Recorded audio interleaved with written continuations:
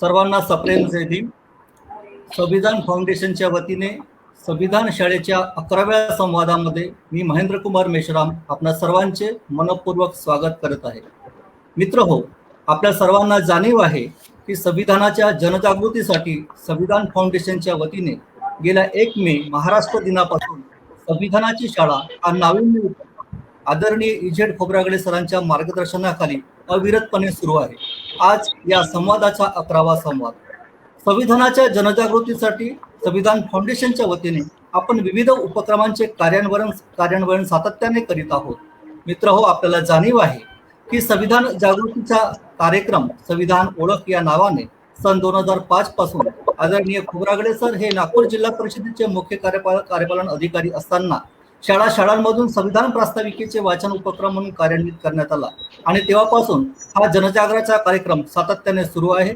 आता हा उपक्रम लोक चळवळ म्हणून देशभर विस्तारित होत आहे. मित्र हो, संविधानाच्या जाणीव जागृतीसाठी संविधान फाउंडेशनच्या वतीने विविध उपक्रम आपण सातत्याने घेत आहोत.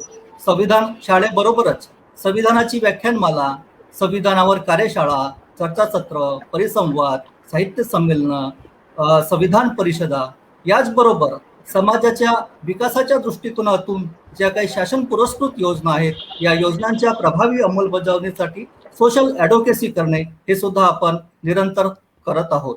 या संविधानाच्या जनजागृतीचा हा कार्यक्रम लोकांपर्यंत पोहोचावा यासाठी संविधान शाळेचे सातत्याने आयोजन करून आजच्या या 11व्या संवादामध्ये आपण भारत सरकार जी स्कॉलरशिप आहे, पोस्ट मॅट्रिक आणि प्री मॅट्रिक स्कॉलरशिप, यावर या संवादामध्ये चर्चा करणार आहोत. या संवादामध्ये 2 मित्र आपले सहभागी झालेले आहेत, उमेश कोरामजी आणि डॉक्टर सिद्धांत भरणे. मी संविधान फाउंडेशनच्या वतीने त्यांचे मनापासून स्वागत करतो. संविधान फाउंडेशनचे संस्थापक आदरणीय इजेड खोब्रागडे सर उपस्थित आहेत, त्यांचे सुद्धा स्वागत करतो. आणि या संविधान शाळेची सुरुवात संविधान प्रास्ताविकेचे वाचन करूया. आपलं निर्जरा मेश्राम यांना विनंती आहे की त्या संविधान प्रास्ताविकेचे वाचन करतील.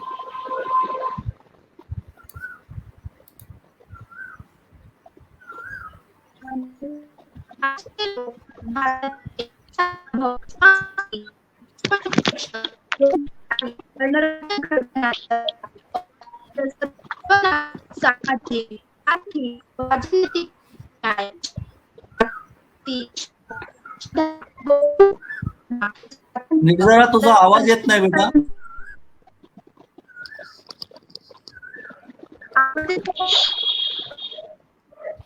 हॅलो. हा, तुझा व्हिडिओ आणि आवाज पण येत नाही. आवाज.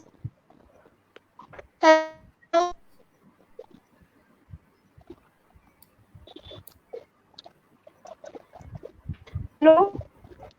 हा निर्जरा, तुझा आवाज येत नाही बेटा.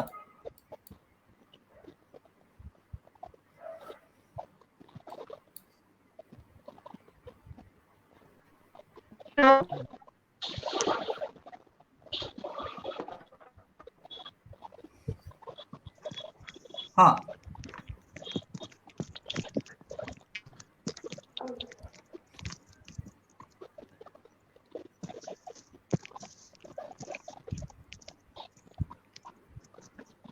हॅलो.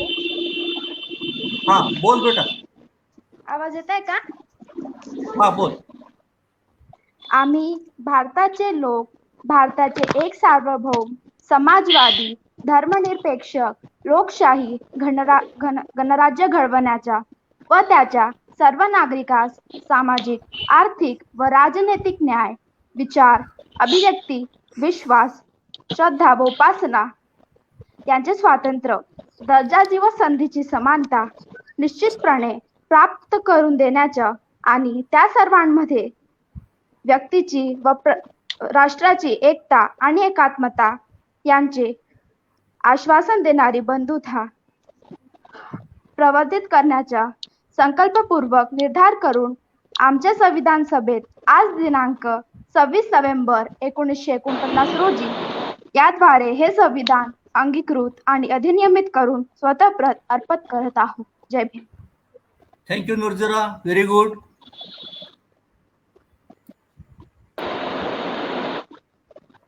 संविधान प्रास्ताविकेच्या वाचनानंतर संविधान शाळेच्या संवादाला आपण सुरुवात करूया.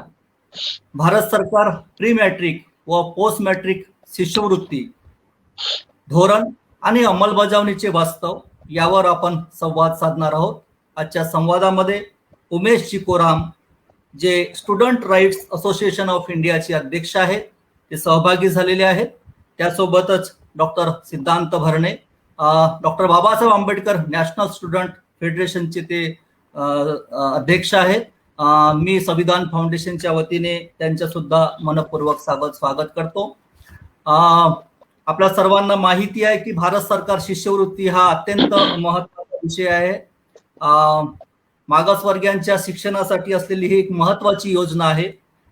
जो सामाजिक न्यायाचा जेव्हा आपण विचार करतो तेव्हा हा सामाजिक न्याय शेवटच्या घटकापर्यंत पोहोचला पाहिजे आणि शिक्षण हा त्याचा एक प्रभावी माध्यम आहे. शिक्षणाच्या विविध योजना भारत सरकारच्या वतीनं आणि राज्य सरकारच्या वतीनं कार्यान्वित करण्यात आलेल्या आहेत. त्यापैकी अत्यंत महत्त्वाची ही योजना आहे भारत सरकारची प्री मॅट्रिक आणि पोस्ट मॅट्रिक स्कॉलरशिपची योजना. तर या योजनेवर चर्चा करत असताना थोडंसं या योजनेचं आपण बॅकग्राऊंड जाणून घेऊया. जो आज ज्याला आपण सामाजिक न्याय विभाग म्हणतो, हा सामाजिक न्याय विभाग 1932 मध्ये बॅकवर्ड क्लास वेलफेअर डिपार्टमेंट म्हणून इस्टॅब्लिश झाला होता आणि 1943-44 ला म्हणजे अगदी स्वातंत्र्याच्या पूर्वी भारत सरकारच्या वतीने जी स्कॉलरशिपची स्कीम ही अंमलबजावणी करण्यात आली होती. भारतीय संविधानाच्या आर्टिकल 15(4), 21, 21A, 45 आणि आर्टिकल 46च्या अन्वये शिक्षणासाठी ज्या विविध योजना आणि सवलती कार्यान्वित करण्यात आल्या त्या अनुषंगानं ही योजना कार्यान्वित करण्यात आलेली आहे.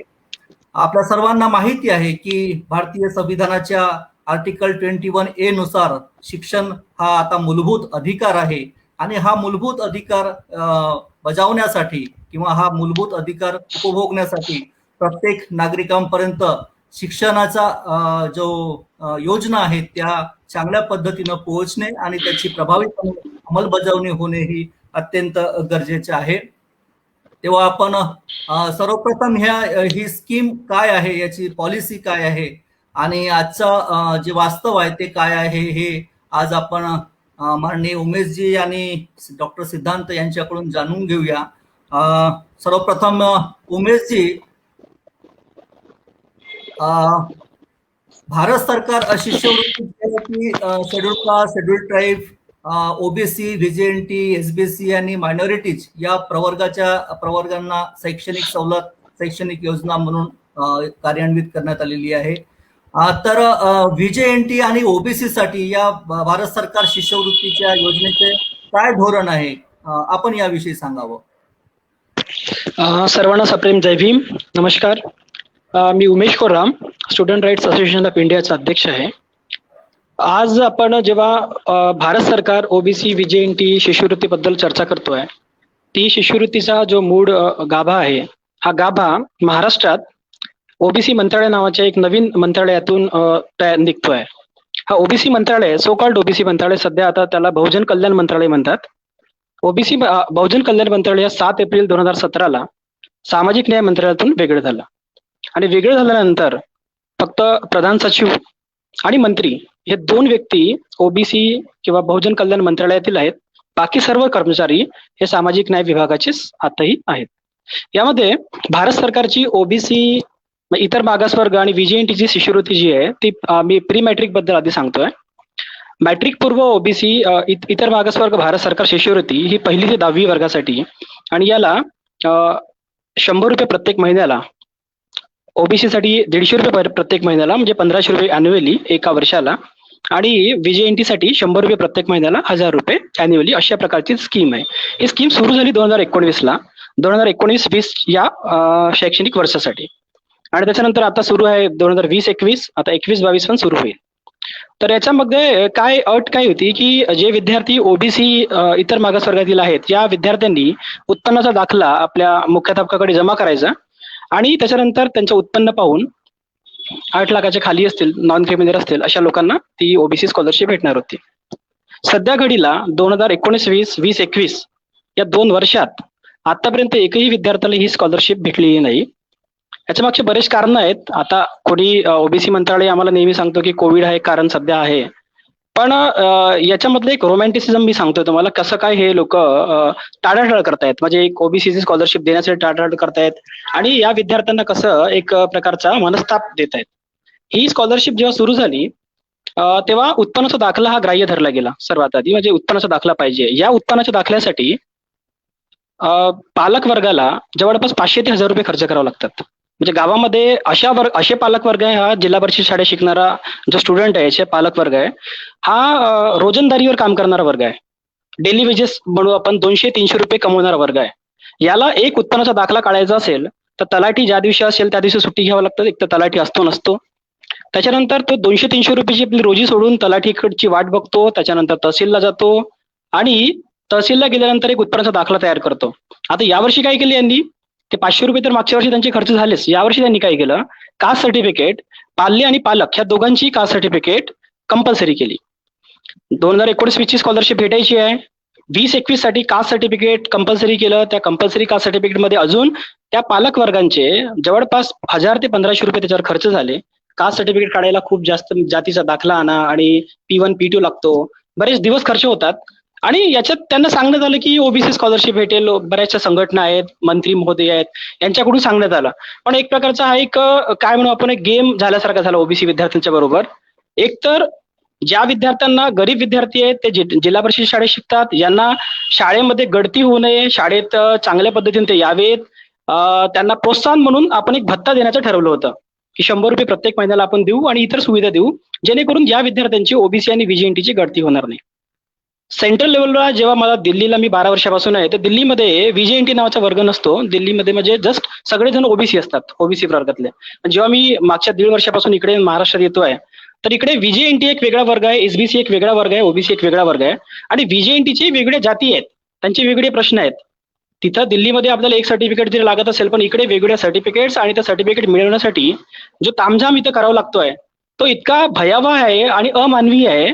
अमानवी याच्यासाठी की त्या ज्या गरजूंना तुम्हाला एक मदत करायची आहे, त्या गरजूंकडूनच तुम्ही लुबाडणूक करत आहे. सरकार म्हणून तुम्ही त्या यंत्रणेमध्ये काही सुटसुटता आणत नाही, सुटेबिलिटी आणत नाही आणि अशा लोकांना त्याचं सँडविच बनवता. म्हणजे एकतर पैसे देत नाही आणि एकतर सांगता की तुम्हाला स्कॉलरशिप पण भेटेल. दोन्ही मध्ये तो अडकलेला माणूस आहे. तो नेहमी विचारत असेल की माझी स्कॉलरशिप कधी भेटेल, काय भेटेल. तर हे संपूर्ण जी यंत्रणा पाहिली आपण प्री मॅट्रिकची, मागच्या 2 वर्षापासून एक खेळखंडोबा सुरू आहे. ते 30 मार्च 2021ला ओबीसी मंत्रालयाकडून हे सगळे जे वित्त मंत्रालयाकडून ओबीसी स्कॉलरशिपचे सगळे पैसे ओबीसी संचालनालय जे डायरेक्टरेट ऑफ ओबीसी, व्हीजेएनटी आणि एसबीसी यांच्याकडून 36 जिल्हा समाज कल्याण अधिकाऱ्यांना पाठवण्यात आले आहेत. 30 मार्च 31 मार्चला. आज जवळपास 3 महिने झालेले आहेत. या 3 महिन्यामध्ये अजूनही याच्यावर कार्यवाही झालेली नाहीये. बऱ्याचशा ओबीसी संघटना इथं काम करतात. ओबीसी संघटनात काम करणारे सुद्धा शिक्षकच आहेत. शिक्षक संघटनांना लीड करतात.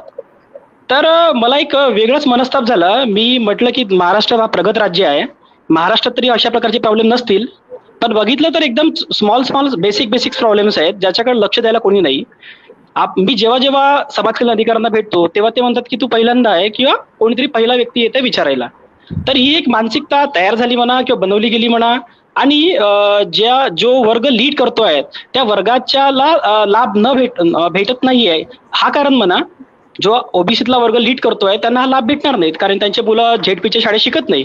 तर त्यामुळे म्हणा हा एक प्रकारचा मायाजाल केल्यासारखं केलेला आहे. तुम्हाला आम्ही स्कॉलरशिप देऊ आणि उलट त्यांच्याकडून लुबाडणूक करण्यात येत आहे.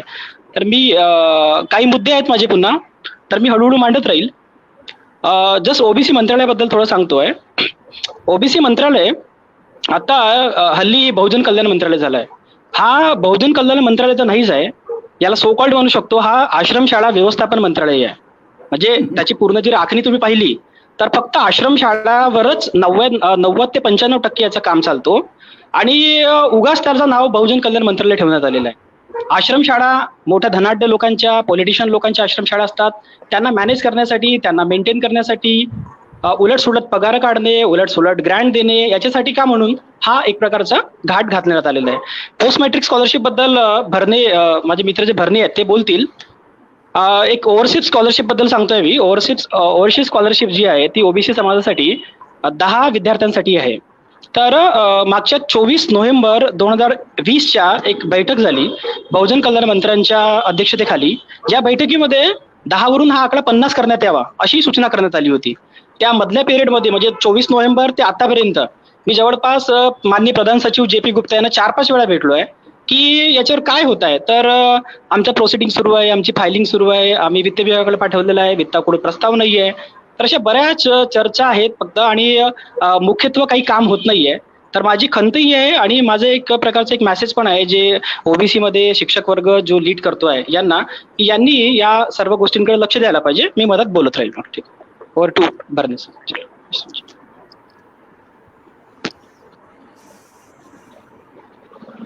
तुमचा आवाज येत नाहीये. ओबीसीचे जे स्कॉलरशिपचं धोरण आहे आणि त्याची सध्याची स्थिती काय आहे यावर आपण प्रकाश टाकला. सेम स्कीम जी आहे ती शेड्यूल कास्ट शेड्यूल ट्राईबसाठी सुद्धा आहे.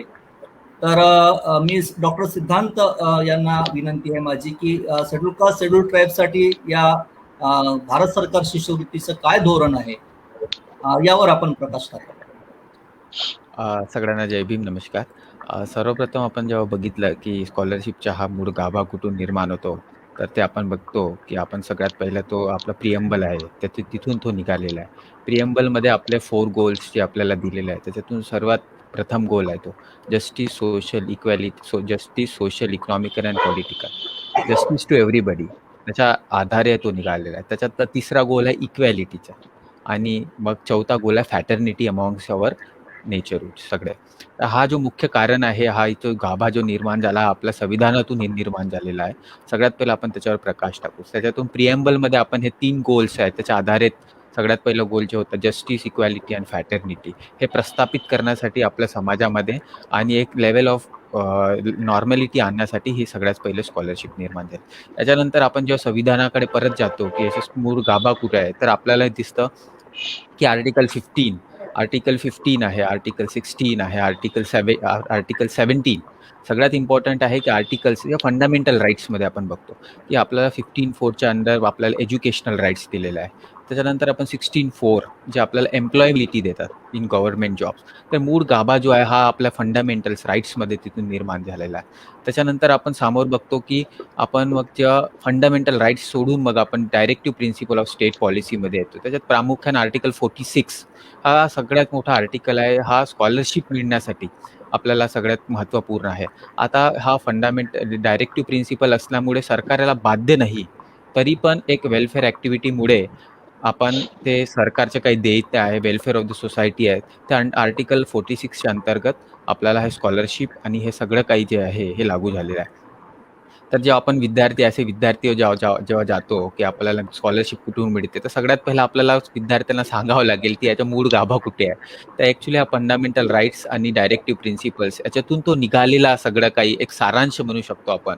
तिथून हा स्कॉलरशिपचा हा मूळ गाभा आहे तो निर्माण झालेला आहे. त्याच्यानंतर आपण समोर बघतो की हा दिले काय आहे, आपल्याला दिलेला आहे प्रामुख्यानं आपल्या जो मागास प्रवर्ग आहे, जो म्हणू शकतो प्रामुख्याने SC ST, त्यांच्या एक शैक्षणिक एज्युकेशनल बॅकवर्डनेस, दुसरा इकॉनॉमिकल बॅकवर्डनेस, आर्थिक मागासपणे आणि सोशली म्हणजे सामाजिक मागासपणे, हे 3 मापदंडावरती हे सगळं काही स्कॉलरशिप्स आणि हे सगळे स्कीम्स आधारित असतात. या प्रामुख्याने नंतर मग एक सामाजिक न्याय विभाग हा स्थापन करण्यात आला होता, जे सेंट्रल गव्हर्नमेंटमध्ये आपल्याला सोशल जस्टिस आणि एम्पॉवरमेंट हा विभाग आहे. हा विभाग सध्या पण हे 3 डायरेक्टिव्ह प्रिन्सिपल्स आणि आपले जो फंडामेंटल राईट्स आहे याच्या आधारे ते दिल्लीमध्ये स्थापन झाला होता. नंतर त्याच्या खालती आपण जेव्हा आलो तर महाराष्ट्रामध्ये तो विभाग जो महाराष्ट्राच्या कार्यान्वित आहे तो सामाजिक न्याय विभाग आहे. ॲक्च्युली सामाजिक न्याय विभाग आणि ट्रायबलमध्ये ट्रायबल डेव्हलपमेंट विभाग आहे. हे सगळे हे इथून पुरे प्रणाली हे स्टार्ट होते आहे. प्रामुख्याने आपण जेव्हा स्कॉलरशिप्स आणि हे म्हणतो की हे सगळे 3 इम्पॉर्टंट आहे. आता जेव्हा आपण शेड्यूल कास्टची महत्त्वपूर्ण गोष्ट करूया, त्याच्यामध्ये आपल्याला बघावं लागेल की हा स्कॉलरशिप्स आणि हे कसे ठरतात. तर सगळ्यात पहिलं आपण बघतो की हा सगळं काही जो गाभा आहे स्कॉलरशिपच्या, डेव्हलपमेंटचा, वेलफेअरचा, हा सगळा काय depends upon the population of that percentage. आपण जेव्हा 2001ची जेव्हा भारताची पॉप्युलेशन जनगणना बघतोय, तर भारतामध्ये 16.6% ऑफ पीपल ते शेड्यूल कास्टच्या अंडर येतात. परंतु आपण बघतोय की आता जो स्कॉलरशिप आहे आपल्याला ना, जे रिझर्वेशन आहे तो 15% आहे. कुठेतरी तो धक्का वाढलेला आहे. आपल्याला ते पण आपण सामोरं बघावं लागेल. त्याच्या आधारे मग नंतर अनेक स्कीम्स निर्माण झाले आहे. त्याच्यातूनच एक स्कीम आहे जे गव्हर्नमेंट ऑफ इंडिया स्कॉलरशिप आहे. जसं की सरांनी सांगितलं आहे, ही सगळ्यात महत्त्वपूर्ण आणि पुराणी आपल्या भारताची आझादी व्हायच्या पूर्वीपासून तर ती स्कीम आहे. ती स्कीम गव्हर्नमेंट ऑफ इंडिया जी भारत सरकार पुरस्कृत स्कीम आहे. हे बघितलं गेलं तर 1944 म्हणजे आझादीच्या त्या पूर्वीपासून हे स्कीम आहे. आणि हे स्कीममध्ये खूप सारे नवीन नवीन बदल घडवून आणलेले आहे. आपण प्रामुख्याने हळूहळू ते काय बदल आहे आपण समोरच्या ह्याच्यामध्ये बघूया. पण ॲज अ इंट्रोडक्शनमध्ये आपण बघू शकतो की एक विद्यार्थी आपण जेव्हा शिकत असताना आपल्याला माहिती आम्ही स्कॉलरशिप घेतो, पण याचा मूळ गाभा विद्यार्थ्यांना माहिती नसतो. तर हे स्कॉलरशिप देताना आम्ही समाज कल्याणला हे विषय पण समोर स्टुडंटला सांगायला पाहिजे की याच्या एक प्रकारची संविधानिक जनजागृती होईल स्कॉलरशिपच्या अनुषंगाने, ही पण घ्यायला पाहिजे. त्याच्यामुळे तो संविधान आणि प्रिॲम्बलकडे तो लक्ष देईल आणि त्याला माहिती असेल आपला हक्क आहे आणि काय आहे. आपण पुढे स्कॉलरशिप कशी आहे, काय आहे, आपण त्याच्यात बघूया.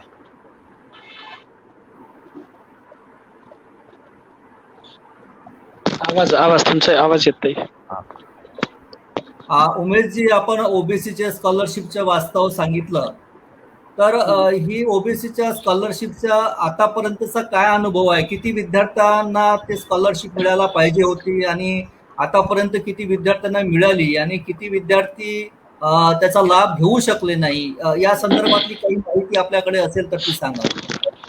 नक्कीच. प्री मॅट्रिक स्कॉलरशिप जी आहे, प्री मॅट्रिक शिष्यवृत्ती, तिचं नाव आहे भारत सरकार इतर मागासवर्ग शिष्यवृत्ती. तरी शिष्यवृत्ती 2019 ला सुरू झाली, 19-20 या सणासाठी, आणि 20-21 तर आतापर्यंत संख्या म्हटलं कुठल्या विद्यार्थ्याला मिळायला पाहिजे किंवा किती विद्यार्थ्यांना मिळाली, तर आतापर्यंत एकही विद्यार्थ्याला ही स्कॉलरशिप मिळालेली नाही. आता इन प्रोसेस असं म्हणू आपण की सगळं जिल्हा समाज कल्याण अधिकाऱ्यांच्या खात्यात सध्या पैसे आहेत आणि हे काही दिवसात त्यांना डिलिव्हर करणार, इथपर्यंत सध्या आलेली आहे. पण मुख्यत्व ही स्कॉलरशिप का मिळाली नाही हा सुद्धा महत्वाचा मुद्दा आहे की 2 वर्ष उलटून गेले आणि 2 वर्षाच्या एंड नंतर सुद्धा ही स्कॉलरशिप जर मिळत नसेल तर काय नेमकं कारण आहे. तर मी याच्या बाबतीत डिसेंबर महिन्यामध्ये माननीय प्रधान सचिव JP गुप्ता साहेब यांना विचारलं की जर का अशा प्रकारची स्कॉलरशिपची योजना आहे आणि केंद्र सरकारचे काही पैसे आलेले आहेत 50%, या इतर मागासवर्ग भारत सरकार शिष्यवृत्ती 21 करोड 38 लाखाचा एक बजेट आहे. 50% भारत सरकार आणि 50% स्टेट गव्हर्नमेंट. तर याच्यापैकी जवळपास 20 करोड 60 लाख रुपये आतापर्यंत या समाज कल्याण विभागांना डिलिव्हर करण्यात आलेले आहेत. तर मी त्यांना जेव्हा विचारलं JP गुप्ता साहेबांना, त्यांनी म्हटलं की आम्ही ऑलरेडी पैसे सगळे पाठवलेले आहेत, सगळ्या विभागांना, सगळ्या जिल्हा समाज कल्याण अधिकाऱ्यांना पाठवलेले आहेत, तर तुम्ही त्यांना विचारा की ते का देत नाहीत आतापर्यंत. मग आम्ही जेव्हा विचारणा केली जिल्हा समाज कल्याण अधिकाऱ्यांना, त्यांनी सांगितलं की हे भारत सरकारची पुरस्कृत योजना आहे, तर याच्यामध्ये जोपर्यंत 100% पैसा आमच्या खात्यावर जमा होत नाही तोपर्यंत आम्ही देऊ शकत नाही, असा नियम आहे.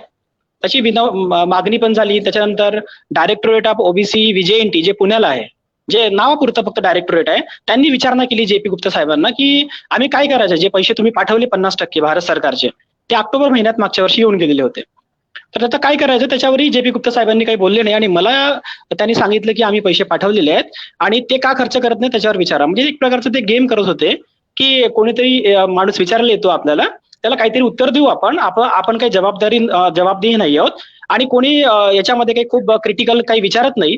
मग त्यांना पुन्हा विचारलं तेव्हा त्यांनी सांगितलं की नाही, आमची जी फाईल आहे स्टेट गव्हर्नमेंटची ती पेंडिंग आहे, आम्ही वित्त विभागाकडे पेंडिंग आहे आणि ती फाईल 30 मार्च 2021 या रोजी ती सँक्शन झाली. याच्यामध्ये मला जो विभागाचा जो ढिसाळपणा दिसतोय म्हणजे बहुजन कल्याण विभागाचा, बघा 7 एप्रिल 2017 हा कार्यालय म्हणजे नवीन विभाग सुरू होतो. या विभागात एक JP गुप्ता नावाचे प्रधान सचिव येतात. 4 वर्ष 3 महिने झाल्यानंतर सुद्धा असा एक विभाग ज्या विभागात एकच सचिव आहेत, प्रधान सचिव एकच आहेत, त्यांना त्या विभागाशी काही घेणदेण नाही. त्यांना जेव्हा कधी विचारलं तेव्हा ते उत्तर देतील. म्हणजे रिस्पॉन्सिबिलिटी अकाउंटेबिलिटी नावाची काही गोष्ट नाही आणि विचारणा करणारी लोकांची फार कमी आहे. तर त्या गोंधळामध्ये यांनी या मागच्या 3 महिन्यामध्ये म्हणजे पैसे येऊन सुद्धा 3 महिन्यात का भेटले नाही, का दिले गेले नाही, याची सुद्धा विचारणा केली गेली नाही. आम्ही जेव्हा डायरेक्टरेट ऑफ ओबीसी एसबीसी विजेएनटीला विचारलं, त्यांनी विचारण्याचा प्रयत्न केला, त्यांच्यावर सुद्धा निर्बंध टाकले. म्हणजे बघा, प्रधान सचिवांचं काम आहे की विचारणा केली पाहिजे की आम्ही पाठवलेल्या पैशांचं काय झालं. त्याच्यावर कोणीतरी लायझनिंग बॉडी कोणाला तरी विचारत आहे की तुम्ही का पैसे दिले नाही, त्याच्यावर प्रधान सचिव म्हणतात की माझ्या आदेशानंतरच तुम्ही विचारणा करा. म्हणजे जो डायरेक्टरेट ओबीसी विजेएनटी एसबीसी आहे, याची जरी चौकशी केली तुम्ही, तर याच्यात संचालक कधीच पूर्ण वेळ संचालक कधीच नव्हता. नेहमी मागे हडदे साहेब होते, आता कोणीतरी माडी की कोणीतरी गावडे सर आहेत उपसचिव मंत्रालयातले, तर यांचा सुद्धा अतिरिक्त भार आहे. म्हणजे इतका मोठा लार्जर समाज, 52% समाज म्हणतात सो कॉल्ड विजेएनटी आणि एसबीसी आणि ओबीसी, या समाजासाठी असणारा संचालनालय आहे डायरेक्टरेट, त्याचा संचालक कधीच पूर्ण वेळ नाही येणार नाही, 2-2, 3-3 महिन्याच्या सुट्टीवर जाणार. त्याचा कार्यभार कोणाकडे असणार? सहसंचालकांकडे. ते प्रभारी संचालक असणार. आता मागचे 31 मेला सहसंचालक सुद्धा रिटायर्ड झाले, तर त्यांचा कार्यभार, सहसंचालकाचा कार्यभार उपसंचालकांना देण्यात आला. उपसंचालक आता सहसंचालक आहेत आणि संचालक तर नेहमीप्रमाणे तिथे उपस्थित नसतात. त्याच्यामुळे आता उपसंचालकच संचालकाचं काम करतायत. आणि जेव्हा उपसंचालक त्या विभागातले काही प्रयत्न करतायत, काही पत्र पाठवत आहेत की काय म्हणतो त्याला, आपण इन्फॉर्मेशन कलेक्ट करण्याचा प्रयत्न करतायत, त्याच्यात इकडून आदेश निघतो मंत्रालयातून की तुम्ही काही करू नका, माझा आदेश घ्या, मला विचारा आधी, आपणही काही करणार नाही, दुसऱ्याला काही करू देणार नाही, अशा प्रकारची सांगड आहे टोटल. आणि मी तर म्हणतो की एखादा माणूस 4 वर्ष 3 महिने एखाद्या विभागात सचिव म्हणून कार्यरत कसंच आहे. जेव्हा 3-4 मंत्री चेंज होऊन 3 मंत्री चेंज झाले, त्याच्यामध्ये एखादा माणूस म्हणजे काय नेमकं त्यांचा हे आहे, त्याच्यात इंटरेस्ट आहे, ते मला समजत नाही. त्यांचा इंटरेस्ट आहे की कोणाचा आश्रमशाळावाल्यांचा इंटरेस्ट आहे. इकडे 20 करोड 60 लाख रुपये 3 महिन्यापासून पेंडिंग आहेत. म्हणजे हा एक गोंधळ आहे एक प्रकारचा. ऑलरेडी तुम्ही लाखो लोकांकडून 2,000 रुपये आतापर्यंत खर्च करून घेतले. ज्या लोकांच्या एका दिवसाची रोजी 200-300 रुपये आहे, त्या लोकांकडून 2,000 रुपये तुम्ही घेऊन टाकले. कोणत्या कास्ट सर्टिफिकेट आणि ते इन्कम सर्टिफिकेट काढायसाठी. तुम्ही गावातल्या जिल्हा परिषदेच्या शाळेत जाणार, तिथं पटावर लिहून असतात 70 ते 80 मुलं समजा प्रेझेंट असतील, तर शेड्यूल कास्ट किती आहेत, शेड्यूल ट्राईब किती आहेत, ओबीसी किती आहेत, विजेएनटी किती आहेत, तर हे सगळे अधिकार मुख्याध्यापकांना द्यायला पाहिजेत.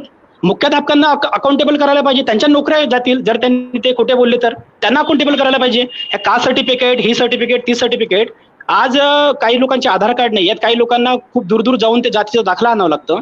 तर या सगळ्या गोष्टींनंतर सुद्धा हा मंत्रालय का उदासीन आहे, मंत्री का उदासीन, हाच मोठा सगळ्यात महत्वाचा प्रश्न आहे. म्हणजे गरीब लहान लहान मुलं त्यांच्यासाठी जे पैसे, गावातली आज चर्चा अशी आहे सर की मोदींनी काहीतरी पैसे पाठवले म्हटलं तर लोक बँकेत जातात चेक करायला की पैसे आले का म्हणून, आणि ह्या पोरांचे पैसे 1500, 2000, 1000 रुपये कसं तरी लटकवून ठेवणं. मी इथले जे समाज कल्याण अधिकारी आहेत नागपूरचे बाबासाहेब देशमुख, यांना विचारलं की नागपूरच्या स्कॉलरशिपचा स्टेटस काय आहे. तर हे यांनी फोन लावला जिल्हा परिषदेला, पण त्यांच्याकडे अतिरिक्त कार्यभार आहे. त्यांनी सांगितलं तिथल्या बाबूंनी की 2 महिने लागतील, आम्हाला लिस्ट रिवाइज करायला 2 महिने लागणार. आता 2 महिन्यापैकी 1-1.5 महिना संपून गेलेला आहे, तरी पण मला नाही वाटत की 1-1.5 महिना पुन्हा त्याच्यात रिव्हिजन होईल आणि त्या लोकांना पैसे देण्यात येतील. याचा मागचा नेमका कारण काय आहे की व्हॅलिड प्रेशर ग्रुप अजूनही ओबीसी मध्ये तयार झालेला नाहीये.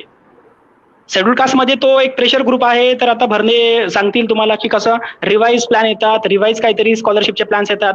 ओबीसी मध्ये रिव्हिजन तर जाऊ द्या, पण जुन्याच कागदपत्रांवर काय होते त्याची सुद्धा चर्चा होत नाही. तर हा एक भोंगड कारभार आहे, गिमिक आहे. आम्हाला नुसतं फिरवलं जातं याच्यामध्ये आणि कुठलाही ठोस निर्णय घेतला जात नाही. प्री मॅट्रिक स्कॉलरशिप आतापर्यंत एकाही मुलाला भेटलेली नाही. पोस्ट मॅट्रिक स्कॉलरशिप नेहमीप्रमाणे भेटत आहे आणि ते कोविडमुळे डिले झाले असं म्हणतात. ओके. नाही Umesh yes sir. Yes Umesh, खूप म्हणजे एकूणच आपण आपल्याला असं आता लक्षात येतं की उदासीनता प्रशासनाची आहे, तर उदासीनता ज्यांच्यासाठी स्कॉलरशिप मिळाली पाहिजे त्यांची पण तेवढीच आहे, त्या लोकप्रतिनिधीची पण उदासीनता तेवढीच आहे. नक्कीच सर. आपण प्री मॅट्रिक स्कॉलरशिप आपण चर्चा करतो, प्री मॅट्रिक आणि पोस्ट मॅट्रिक. पण प्री मॅट्रिक मध्ये अनेक स्कॉलरशिप ओबीसीच्या साठी आहे, काही विशेष मागास प्रवर्गासाठी आहे, त्या मुलींसाठी जशी शेड्यूल कास्टला सावित्रीबाई फुले स्कॉलरशिप आहे, विजेएनटी साठी आहे. एकूणच म्हणजे मला पण आता मी पण त्या विभागामध्ये होतो, पण एवढी दुरावस्था नव्हती तेव्हा. तर समाज कल्याण डायरेक्टोरेट अलग होतं, मंत्रालय वेगळं नव्हतं. मंत्रालय वेगळं करण्यामागचा एक चांगला उद्देश होता की ते त्याला फुल फ्लेज लक्ष घालतील, कारण आपण 52% लोकांचे प्रश्न बहुजन कल्याण मध्ये आहेत. म्हणजे VJNT SBC आणि ओबीसीचं जर धरलं तर आता तुम्ही जसं ओव्हरसीज स्कॉलरशिप मध्ये 10ची संख्या आहे. आता तुम्ही मागणी करून 10ची फक्त 50 केली आहे.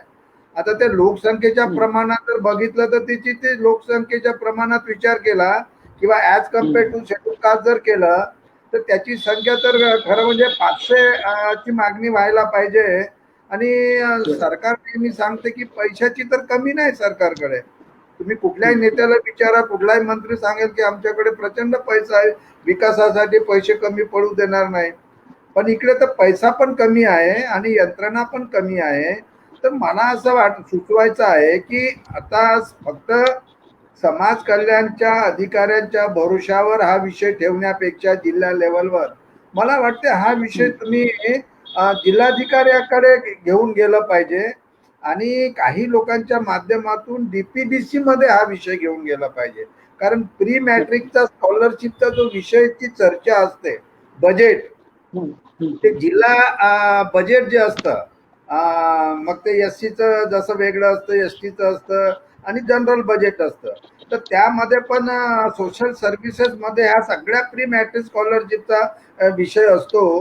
तर जी डिस्ट्रिक्ट प्लॅनिंग कमिटी आहे त्याची जी बैठक होते, मला वाटते पंचायत समितीचे काही सदस्य असतात, लोकल बॉडीचे असतात, जिल्हा परिषदचे असतात, आमदार पण असतात त्या जिल्ह्यात. आणि मग तो विषय जर तिथे आला आणि कलेक्टरला जर आपण हे विचारणं सुरू केलं तर विचारा, मला असं वाटतं जिल्हाधिकाऱ्याला पण सिक्युरिटीचा विषय लक्ष घालावं असं ते प्लॅनिंग SCच्या गाईडलाईन्स मध्ये आहे. पण मला वाटतं जरा थोडस आपण लाईन ऑफ ऍक्शन पण थोडीशी जरा बदलली पाहिजे. खूप महत्वाची एकीकडे आपण सांगतो की शिक्षण त्याशिवाय पर्याय नाही, शिकलं पाहिजे आणि जे आहे ते मिळत नाही. कुठंतरी आपल्याला स्ट्रॅटेजी जी आहे ऍक्शनची आणि सातत्याने पाठपुरावा. कारण उमेश, तुम्ही मला माहित आहे तुम्ही खूप लिहिताय, बोलताय, बैठकाला जाताय, विषय मांडताय, मीडियाच्या माध्यमातून मांडताय. एवढं असताना महाराष्ट्राचं पुरोगामी सरकार एवढं उदासीन आणि निबरगट्ट ह्या मागासवर्गीय बाबतीत कसं काय असू शकते? मी याचं संशोधन करावं लागेल असं मला नक्कीच सर, नक्कीच. ओके महेंद्र. माईक. यानंतर डॉक्टर सिद्धांतकडे जातोय. शेड्यूल कास्टच्या स्कॉलरशिपसाठी 2003 मध्ये गाईडलाईन्स आल्या होत्या. 1 एप्रिल 2003 पासून त्या ज्या गाईडलाईन्स ज्या आल्या त्यानंतर 2010 ला गाईडलाईन्स आल्या, त्यानंतर 2018 ला गाईडलाईन्स आल्या आणि आता 2020-21 ला सुद्धा नव्याने भारत सरकारने काही गाईडलाईन्स इश्यू केलेल्या आहेत. तर आता भारत सरकार शिष्यवृत्तीच्या ज्या नवीन गाईडलाईन्स आहेत त्यामध्ये काय प्रोव्हिजन्स आहेत नव्याने, काय सुद्धा रिवाइज गाईडलाईन्स काय आहेत यावर थोडंसं सांगा. हा, जी गव्हर्नमेंट ऑफ इंडिया स्कॉलरशिप आहे प्रामुख्याने हे सेंट्रली स्पॉन्सर्ड असल्यामुळे याचा जो गाईडलाईन्स असतो हा केंद्र सरकार देतो आणि स्टेट गव्हर्नमेंटच्या फक्त त्याला एक इम्प्लिमेंटिंग एजन्सी तिथपर्यंतच त्याचा कारभार असतो आणि त्याला फक्त इम्प्लिमेंट करायचे असतो. पण जसं आपण सांगितलं की त्याच्या गाईडलाईनमध्ये खूप बदल आलेले आहे.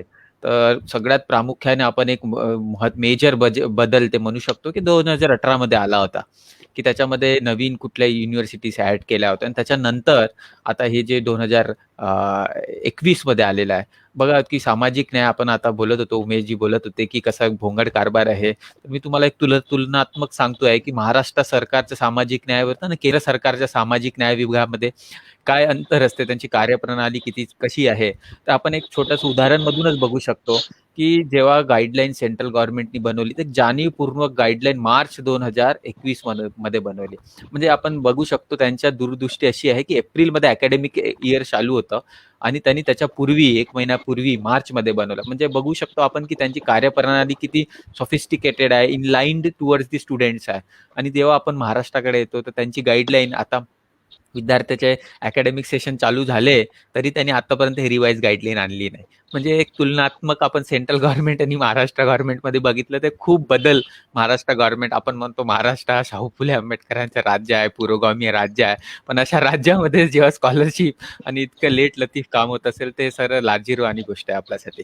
आता आपण पोस्ट मॅट्रिक स्कॉलरशिप बघतोय की पोस्ट मॅट्रिक स्कॉलरशिपचं उद्देश काय आहे याच्यामध्ये. सगळ्यात आपण जेव्हा बघितलं उद्देश असा आहे की क्रॉस एनरोलमेंट रेशिओ असतो एक, तो cross enrolment ratio for higher education. तर भारतामध्ये 100 पैकी किती विद्यार्थी ओपन कॅटेगरीतले 100 किती विद्यार्थी हायर एज्युकेशन घेतात आणि त्याची तुलनात्मक आपल्या एससी मध्ये किती आहे. जेव्हा आपण GFR जे बघतो, ग्रॉस एनरोलमेंट GER, तर ते ओपन मध्ये 26% आहे. म्हणजे 100तून 26 मुलगा हायर एज्युकेशन घेतो. आणि तेव्हा आपण महाराष्ट्र, आपण शेड्यूल कास्टची बघणार ती 23 आहे. म्हणजे फक्त 100 पैकी 23 विद्यार्थी आपला हा 12वीच्या वरती एज्युकेशन घेतो. म्हणजे याचा मेन उद्देश आहे की हा जो नॅशनल लेवलचा ॲव्हरेज आहे इथपर्यंत आपल्या एससीचा ॲव्हरेज आणायचा आहे. याच्यासाठी हे सगळी काही स्कीम्स इथे आणली. आता त्याच्यानंतर ते हळूहळू वाढली, ते एका दिवसात तशी वाढली नाही.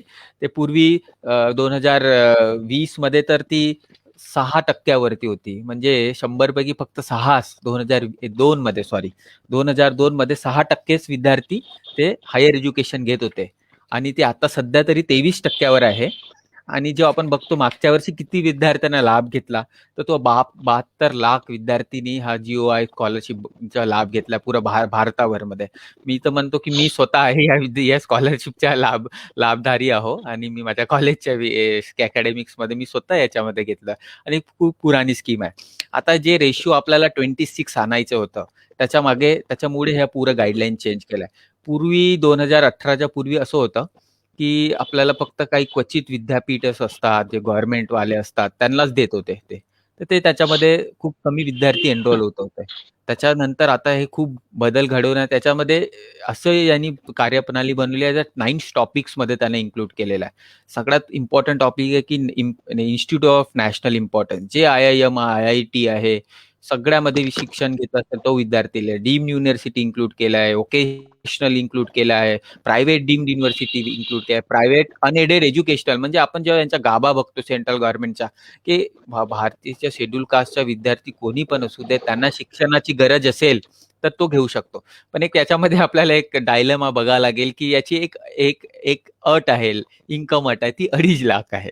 आता जशी उमेशजी सांगत होते की ओबीसीच्या जो गाईडलाईन आणि एससीच्या गाईडलाईन, आता ओबीसी मध्ये ते 8 लाख आहे आणि एससी मध्ये 2.5. म्हणजे सरकारचं असं म्हणणं आहे की ओबीसीचा 8 लाख वाला गरीब आहे आणि SC/ST वाला 2.5 लाख वाला गरीब आहे. म्हणजे इथे कुठेतरी तुलनात्मक त्याच्यामध्ये दिसत नाही.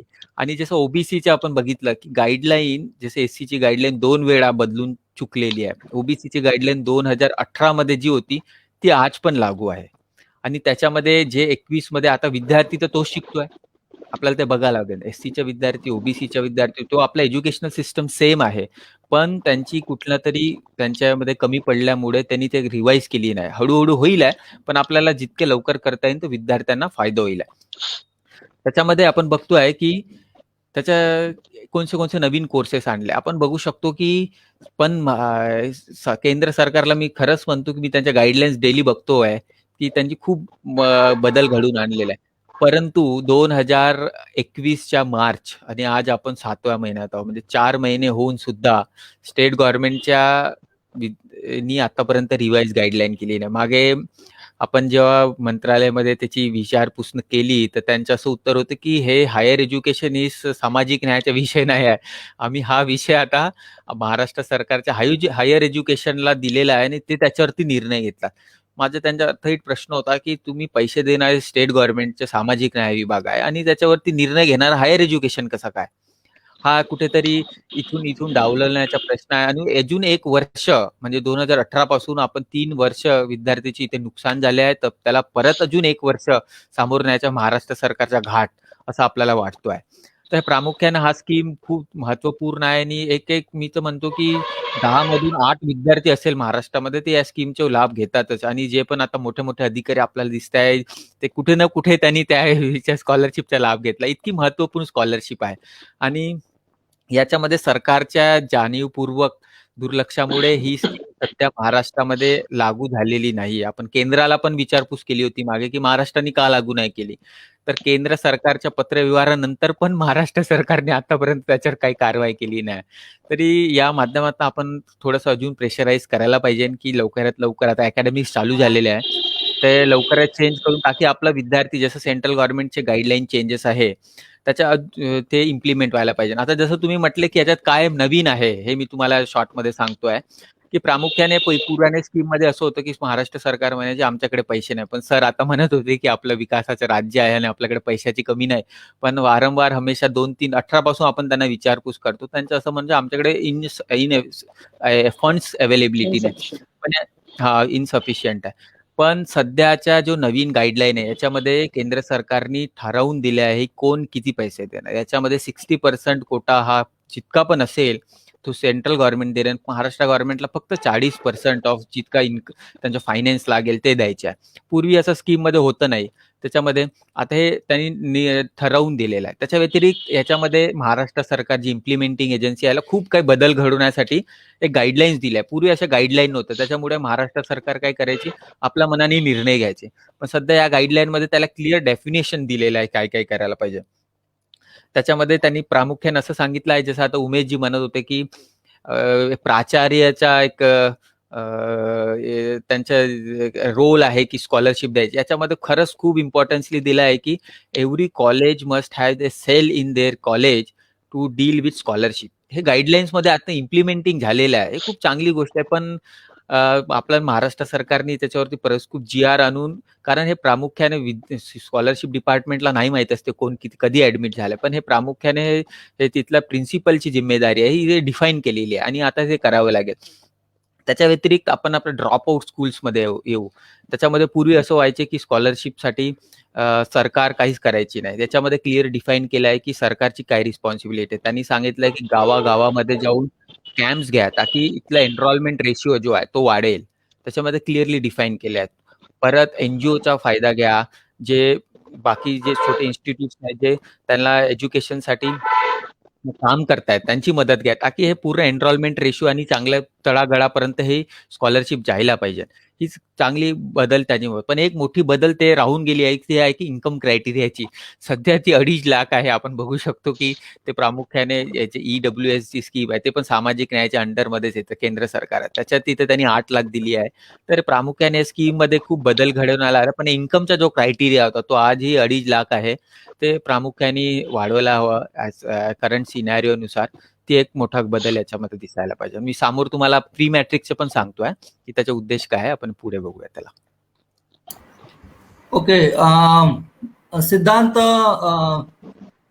या गाईडलाईन्स मध्ये कॉलेजचा रोल, एक महत्वाचा रोल डिफाईन करण्यात आलेला आहे.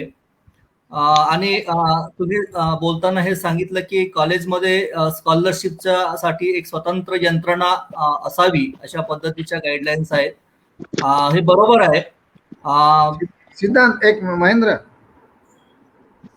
सिद्धांत, हा सर, हे बरोबर आहे की आपली ही पण मागणी 2010च्या नंतर पासून सारखी आम्ही पण करतो आहे. मध्ये एक वर्षापूर्वी आमची माननीय मुख्यमंत्री बरोबर बैठक झाली होती, ऑफिशियल बैठक सह्याद्रीला. तेव्हा पण ते उत्पन्न मर्यादा गव्हर्नमेंट ऑफ इंडिया स्कॉलरशिपला 8 लाख करा आणि त्याचं जे मंथली मेंटेनन्स आहे ते तुम्हाला माहित आहे की वर्ग 1, 2, 3, 4 4 ग्रुप केलेले आहेत त्या गाईडलाईन्स मध्ये. मग ते पण वाढवून द्यायची गरज आहे, कारण ते कसं आहे 2010 जे वाढले त्याच्यानंतर त्याच्यामध्ये वाढ झाली नाही. तर एकूण ही परत मुद्दा तोच येतो की एक सरकारी पातळीवर स्कॉलरशिपच्या विषयाकडे बघणे. पैशाचा जो विषय आहे तर आम्ही ते बजेटच्या हिशोबाने पण सारखं मानत असतो की मागच्या सरकारच्या काळात 5 वर्षांमध्ये जवळजवळ 14,000 कोटी रुपये बजेटचे खर्च झाले नाही शेड्यूल कास्ट सप्लायचे. म्हणजे आता जर आपण आतापर्यंतचा जर शेड्यूल कास्ट सप्लायचा बजेट बघितला तर तो आकडा हा 30,000 कोटीच्या वर असतो. मी याच्यासाठी म्हणतो की पैशाची अडचण नाही आहे. सरकारने प्रायोरिटी कुठल्या विषयाला दिली पाहिजे यावर अवलंबून आहे. आता शिक्षण आणि शिक्षणासाठी शिष्यवृत्ती ही ही ही प्रत्येक सरकारची प्रायोरिटी आहे. आता कोरोनाच्या काळामध्ये सुद्धा सरकारने सांगितलं, माननीय मुख्यमंत्र्यांनी जसं महाराष्ट्राला उद्देशून बोलतात तेव्हा ते सांगतात की आरोग्य आमची प्रायोरिटी आहे आणि शिक्षण ही प्रायोरिटी आहे. आता जशी आरोग्य प्रायोरिटी आहे, that is also the fundamental राईटच झाला. राईट टू लाईफ मध्ये येतो तो, राईट टू हेल्थ. तसं राईट टू एज्युकेशन आहे. तर या दोन विषयावर फोकस करून सरकारला परत जसं मी आता उमेशला पण म्हणत होतो, तर हे जे विषय आहे तर ते हायर एज्युकेशन ओव्हरऑल पॉलिसी जरी ठरवत असले तरी शेड्यूल कास्टच्या विद्यार्थ्यांच्या वेलफेअरसाठी त्यांचं शिक्षणातलं प्रमाण वाढण्यासाठी हे सामाजिक न्याय विभागाने आपलं धोरण ठरवलं पाहिजे. कारण जे शिष्यवृत्ती देण्याचं धोरण जे आहे ते भारत सरकारच्या सोशल जस्टिसने ठरवलेलं आहे. त्याच्यामुळे हायर एज्युकेशनचा काही विषय येत नाही. आणि सामाजिक न्याय विभागाकडे किंवा ट्रायबल डिपार्टमेंटकडे त्यामध्ये एज्युकेशन हा विषय आणि शेड्यूल कास्ट सप्लॅन ट्रायबल सप्लॅन मध्ये लोकसंख्येच्या आधारावर जो निधी दिला जातो त्या निधी अलोकेशन आहे. म्हणजे मी आता पण सांगितलं की सुरुवातीला जर आपण 2008च्या आधीचे जर आकडे बघितले शेड्यूल कास्टचे तर तिथे पण शिष्यवृत्तीचा तसाच प्रॉब्लेम होता. म्हणजे फ्री शिफ्ट हा एक वेगळा विषय आहे, पण तेच बजेटमध्ये आकडे आणायचे नाही. त्याच्यानंतर ही स्कॉलरशिप आली, पैसा भरपूर आहे. आजही आपण शेड्यूल कास्टचा शिष्यवृत्तीवर वर्षाकाठी जवळजवळ 1200-1300 कोटी रुपये खर्च होतात. म्हणजे आणि आता तर 60-40चा रेशो आहे. म्हणजे हे सगळं असताना विभागामध्ये ज्या विभागाचं नाव सामाजिक न्याय, म्हणजे मी डायरेक्टर असताना आम्ही त्याचं बजेट वाढवून दिलं होतं एक्सरसाइज करून. 2008ला आम्ही एक्सरसाइज केला होता. आमचे सेक्रेटरी तेव्हा आर्मुगन साहेब होते की का मिळत नाही स्कॉलरशिप आपल्याकडे एवढे बजेट असताना. तर बजेट करत असताना आपल्याला स्कॉलरशिपवर त्याची अलोकेशन करता येतो. बाकीच्या स्कीम मध्ये पैसा काढून, आणि भरपूर पैसा असतो असं काही नाही. म्हणजे आजही या वर्षीचं बजेट आपलं 12,000 कोटीचं बजेट आहे. पण यंत्रणेला कसं सेन्सिटाईज करायचं हा एक विषय आहे. आणि दुसरा स्टुडंट ऑर्गनायझेशन जे आहे, म्हणजे डॉक्टर सिद्धांत तुम्ही जे स्टुडंट ऑर्गनायझेशनच्या माध्यमातून विषय मांडत असता, आपण बोलत असतो, पण ज्या पद्धतीने किंवा ज्या आग्रहाने शिष्यवृत्तीचे विषय व्हिजिबल होऊन जिल्ह्याच्या यंत्रणेने कडे मांडले पाहिजे तसे पण मांडले जात नाही. सुमोठो यंत्रणेतले लोक आजच्या परिस्थितीमध्ये त्या मानसिकतेमध्ये काम करणारे फार अपवादाने लोक आहेत. म्हणजे जेव्हा आता जसं म्हटलं की आता मी पण स्कॉलरशिप घेऊन माझं पण शिक्षण झालं, तर पुण्यात मी डायरेक्टर असताना जेव्हा शिष्यवृत्तीचे विषय यायचे तर तेव्हा आम्हाला हेच वाटत होतं, अरे आपण आहे ना, मग आपल्याकडे एवढे पैसे बजेटमध्ये असताना स्कॉलरशिप मिळत कशी नाही. आम्ही तर अॅट्रॉसिटी सारखा ऍक्टचा काही प्राचार्यांना आम्ही धमकी दिली होती. प्राचार्याच्या जिल्ह्यामध्ये बैठका आम्ही लावल्या होत्या. म्हणजे करता येत नाही असं नाही, म्हणजे त्याच्यातनं सगळेच प्रश्न सुटून जातात असं नाही आहे. पण त्यामध्ये तेव्हा तर हे 2010चं रिवाईज धोरण पण नव्हतं आणि 18चं तर नव्हतंच. 2010ला नंतर ते वासनिक साहेब जेव्हा केंद्रात मंत्री होते तेव्हा त्यांनी ते धोरण आणलं. पण ते धोरण त्यांनी एससी साठी आणलं, एसटी साठी आणलं. आणि उमेश जे सांगत होता की ओबीसीचा पण वर्ग हा भारत सरकारमध्ये सोशल जस्टिस आणि एम्पॉवरमेंट कडे आहे, पण तिथे मात्र त्यांनी ओबीसी साठी मात्र स्कॉलरशिपचं धोरण आता 19-20 मध्ये आणलं असं उमेशचं म्हणणं आहे. म्हणजे ही पण डिस्पॅरिटी जी आहे ना, म्हणजे एकूणच सामाजिक आणि शैक्षणिक दृष्ट्या मागास वर्ग जर एससी एसटी व्हीजेएनटी ओबीसी आहे आणि फॉर दॅट पर्पज मायनॉरिटी पण आहे, तर यांचं धोरण एका वेळेसच आखलं पाहिजे. त्याच्यात सिमिलॅरिटी असली पाहिजे. मग उत्पन्नाची मर्यादा पण सगळ्यांना सारखी असली पाहिजे.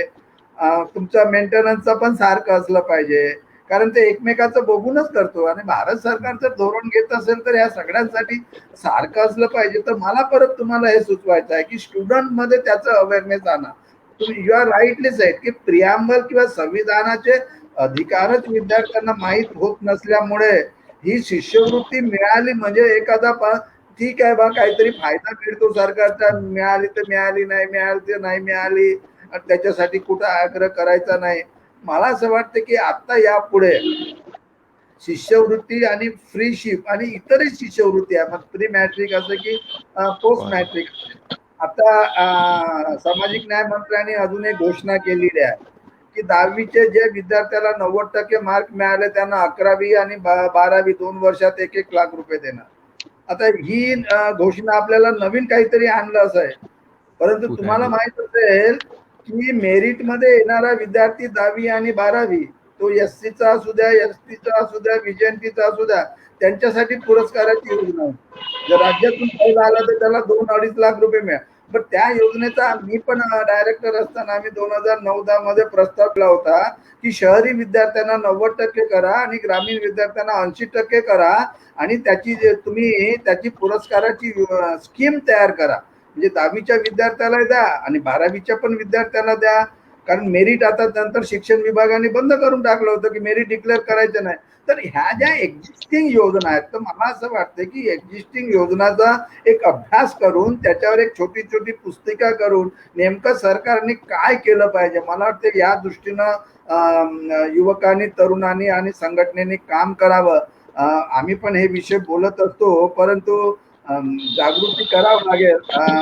एक महाविद्यालयीन विद्यार्थ्यांचा मैत्री संघ तयार केला होता 2009 मध्ये आणि त्याचा उद्देशच तो होता. आणि आम्ही आयुक्तालयामध्ये पण आम्ही एक शिक्षणाचा एक कक्ष केला होता आणि एक त्याला एक वेगळा मोबाईल नंबर पण दिला होता, त्याला टोल फ्री नंबर. म्हणजे आता ते सगळं बंद झालेलं आहे, पण उद्देश असा होता की जाणीव ठेवून यंत्रणेच्या लोकांनी काम केलं पाहिजे. पण दोघांच्या पण बोलण्यावरून असं वाटतं की सरकार उदासीन आहे. सरकार उदासीन म्हणजे वरच्या लेवलला तर हे विषय महत्वाचे वाटत नाही आणि त्यांना वाटत नसल्यामुळे यंत्रणेतला जिल्हा लेवलवर पर्यंत, प्राचार्य लेवलवर पर्यंत ते महत्वाचे वाटत नाही. आता जर त्यांना जर महत्वाचे वाटत नसतील तर मग त्याचा उपाय शोधावा लागेल आणि मला वाटते आपण बसून याचा उपाय शोधून सरकारला हे करण्यासाठी भाग पाडलं पाहिजे. तेव्हाच आपला जो एनरोलमेंटचा रेशो आहे हायर एज्युकेशनचा, नुसता higher education, technical education, medical education, सगळे प्रोफेशनल कोर्सेस तो वाढवण्यासाठी मात्र काम करावं लागेल. हा विषय आज आम्ही तो ठेवला एवढ्यासाठी. शिक्षणाचे संविधानाचे हक्कच आहेत, ते directive principal of state policy पण तेवढीच महत्वाची आहे की जेवढे मूलभूत अधिकार आहेत. तर त्यामुळे त्याकडे दुर्लक्ष होता कामा नये आणि होत असेल सरकारचं. म्हणजे मला परत एक सुचवायचं आहे की ठीक आहे, प्रश्न त्याच्यासाठी सातत्याने आग्रह करत राहणं. उमेश आग्रह करतो, तुम्ही करता, पण असे खूप लोक दिसत नाही हे विषय घेऊन बोलणारे.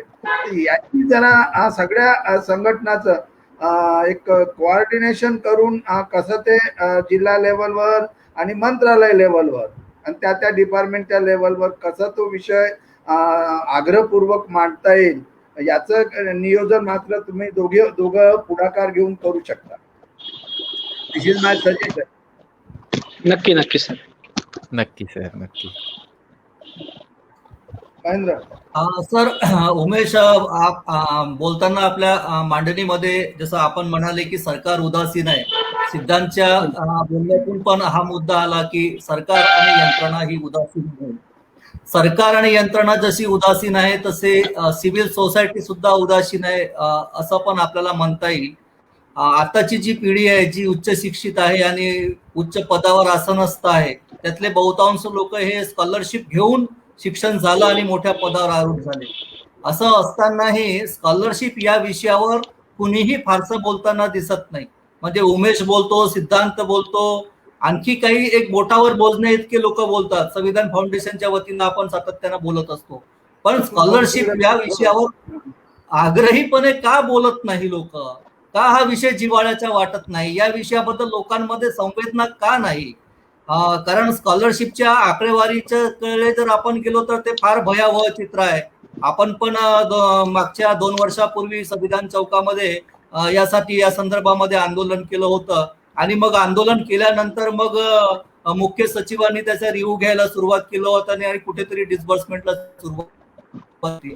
आता 2012 पासूनच्या स्कॉलरशिप पेंडिंग आहे, कोट्यवधी रुपये अजूनही पेंडिंग आहे, ते मिळत नाही.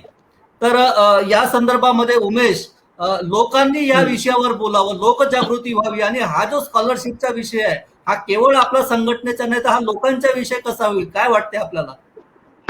नक्कीच. मी तर तुम्हाला आधी पण सांगितलं की आता ओबीसी मध्ये किंवा SC ST मध्ये जे संघटनाला लीड करणारे लोक आहेत, हे संघटनाला लीड करणारे लोक कोण आहेत? ते सरकारी नोकरीतले लोक आहेत. बिझनेस मधले लोक थोडे पॉलिटिकल असतील, पण सरकारी नोकरीतले ज्यांचे पगार 75,000च्या वर आहेत असेच लोक मोस्टली आपण पाहतोय लीड करतात. तर हा एक मला प्रश्न पडतो की होऊ शकते की यांच्या पोरांना हे प्रश्न पडत नसतील किंवा यांच्या घरी हे प्रश्न पडत नसतील, त्याच्यामुळे का होईना हे त्याच्यामुळे होत असेल की हे लोक यांना प्रश्न तो येत नाही. म्हणजे जिल्हा परिषदचे टीचर जे आहेत ते त्यांचे मुलं जिल्हा परिषदमध्ये शिकत नाही, त्या शाळेमध्ये शिकत नाही, गावात शिकत नाही, आणि ते सगळे मॅनेजमेंट, ते स्टेक होल्डर ते पण आहेत, ते सगळे मॅनेजमेंट ते बघतात. बरं, जे इतर संघटना आहेत, ज्या नॉन पॉलिटिकल संघटना म्हणा, जे शिक्षक नाही आहेत, यांनाही यामध्ये फारसा रस नाहीये. बोलतात पॉलिटिकली, डायसवर बोलतात की स्कॉलरशिप भेटली पाहिजे, भेटत नाहीये, पण ते यंत्रणेमधलं जे काही वाटचाल असते, मंत्रालय टू जिल्हा समाज कल्याण अधिकारी, हे करायला कोणी तयार नाही. कोणीतरी उमेश करतायत, त्याला करू द्या. आणि हेही बघितलं मी की समर्थनही फार काही जास्त दिसत नाही. म्हणजे माझं तर मी बाय चॉईस हे करतो सगळं काही, त्याच्यात काही वाद नाही, पण एखादा मुलगा करत असेल तर त्याला कमीत कमी समर्थन करायला पाहिजे की मोठा मुद्दा आहे, पूर्ण महाराष्ट्रातल्या सगळ्या विद्यार्थ्यांवर लागू होईल हा मुद्दा. 44,000 जिल्हा परिषदेच्या शाळा आहेत आणि इतर शाळा, तर इतक्या मोठ्या लेवलवर जर काही मुद्दे सॉल्व्ह होत असतील तर काही ना काही वेगळ्या वेगळ्या पद्धतीने त्यांना कसं मॅनेज करता येईल, कुठं काय करता येईल त्याची विचारणा सुद्धा करायला पाहिजे. आणि त्याच्याही वर जाऊन मी यंत्रणेतले स्टेक होल्डर्स आहेत यांनाही विनवणी करतो की तुम्ही आपापल्या जिल्ह्यामध्ये कमीत कमी जिल्हा समाज कल्याण अधिकाऱ्यांना तरी भेटू शकता. ते सुद्धा होताही दिसत नाही. म्हणजे 1-2 वेळा सांगितलं नंतर, 5-6 वेळा सांगितल्यानंतर सुद्धा कानाडोळा करणे म्हणा किंवा भीती म्हणा की सीईओ मला रागवेल किंवा शिक्षण अधिकारी, जिल्हा समाज कल्याण अधिकाऱ्यांच्या लक्षात येईल मी असं म्हणा, पण जेव्हा त्यांचा स्वतःचा प्रश्न येतो, स्वतःच्या मुलीचा, स्वतःच्या मुलाचा, त्याला कोट्याला जायचं असतं, तेव्हा उमेशची आठवण येते की कोट्यामध्ये कुठला क्लास चांगला आहे, दिल्लीला कुठला क्लास चांगला आहे.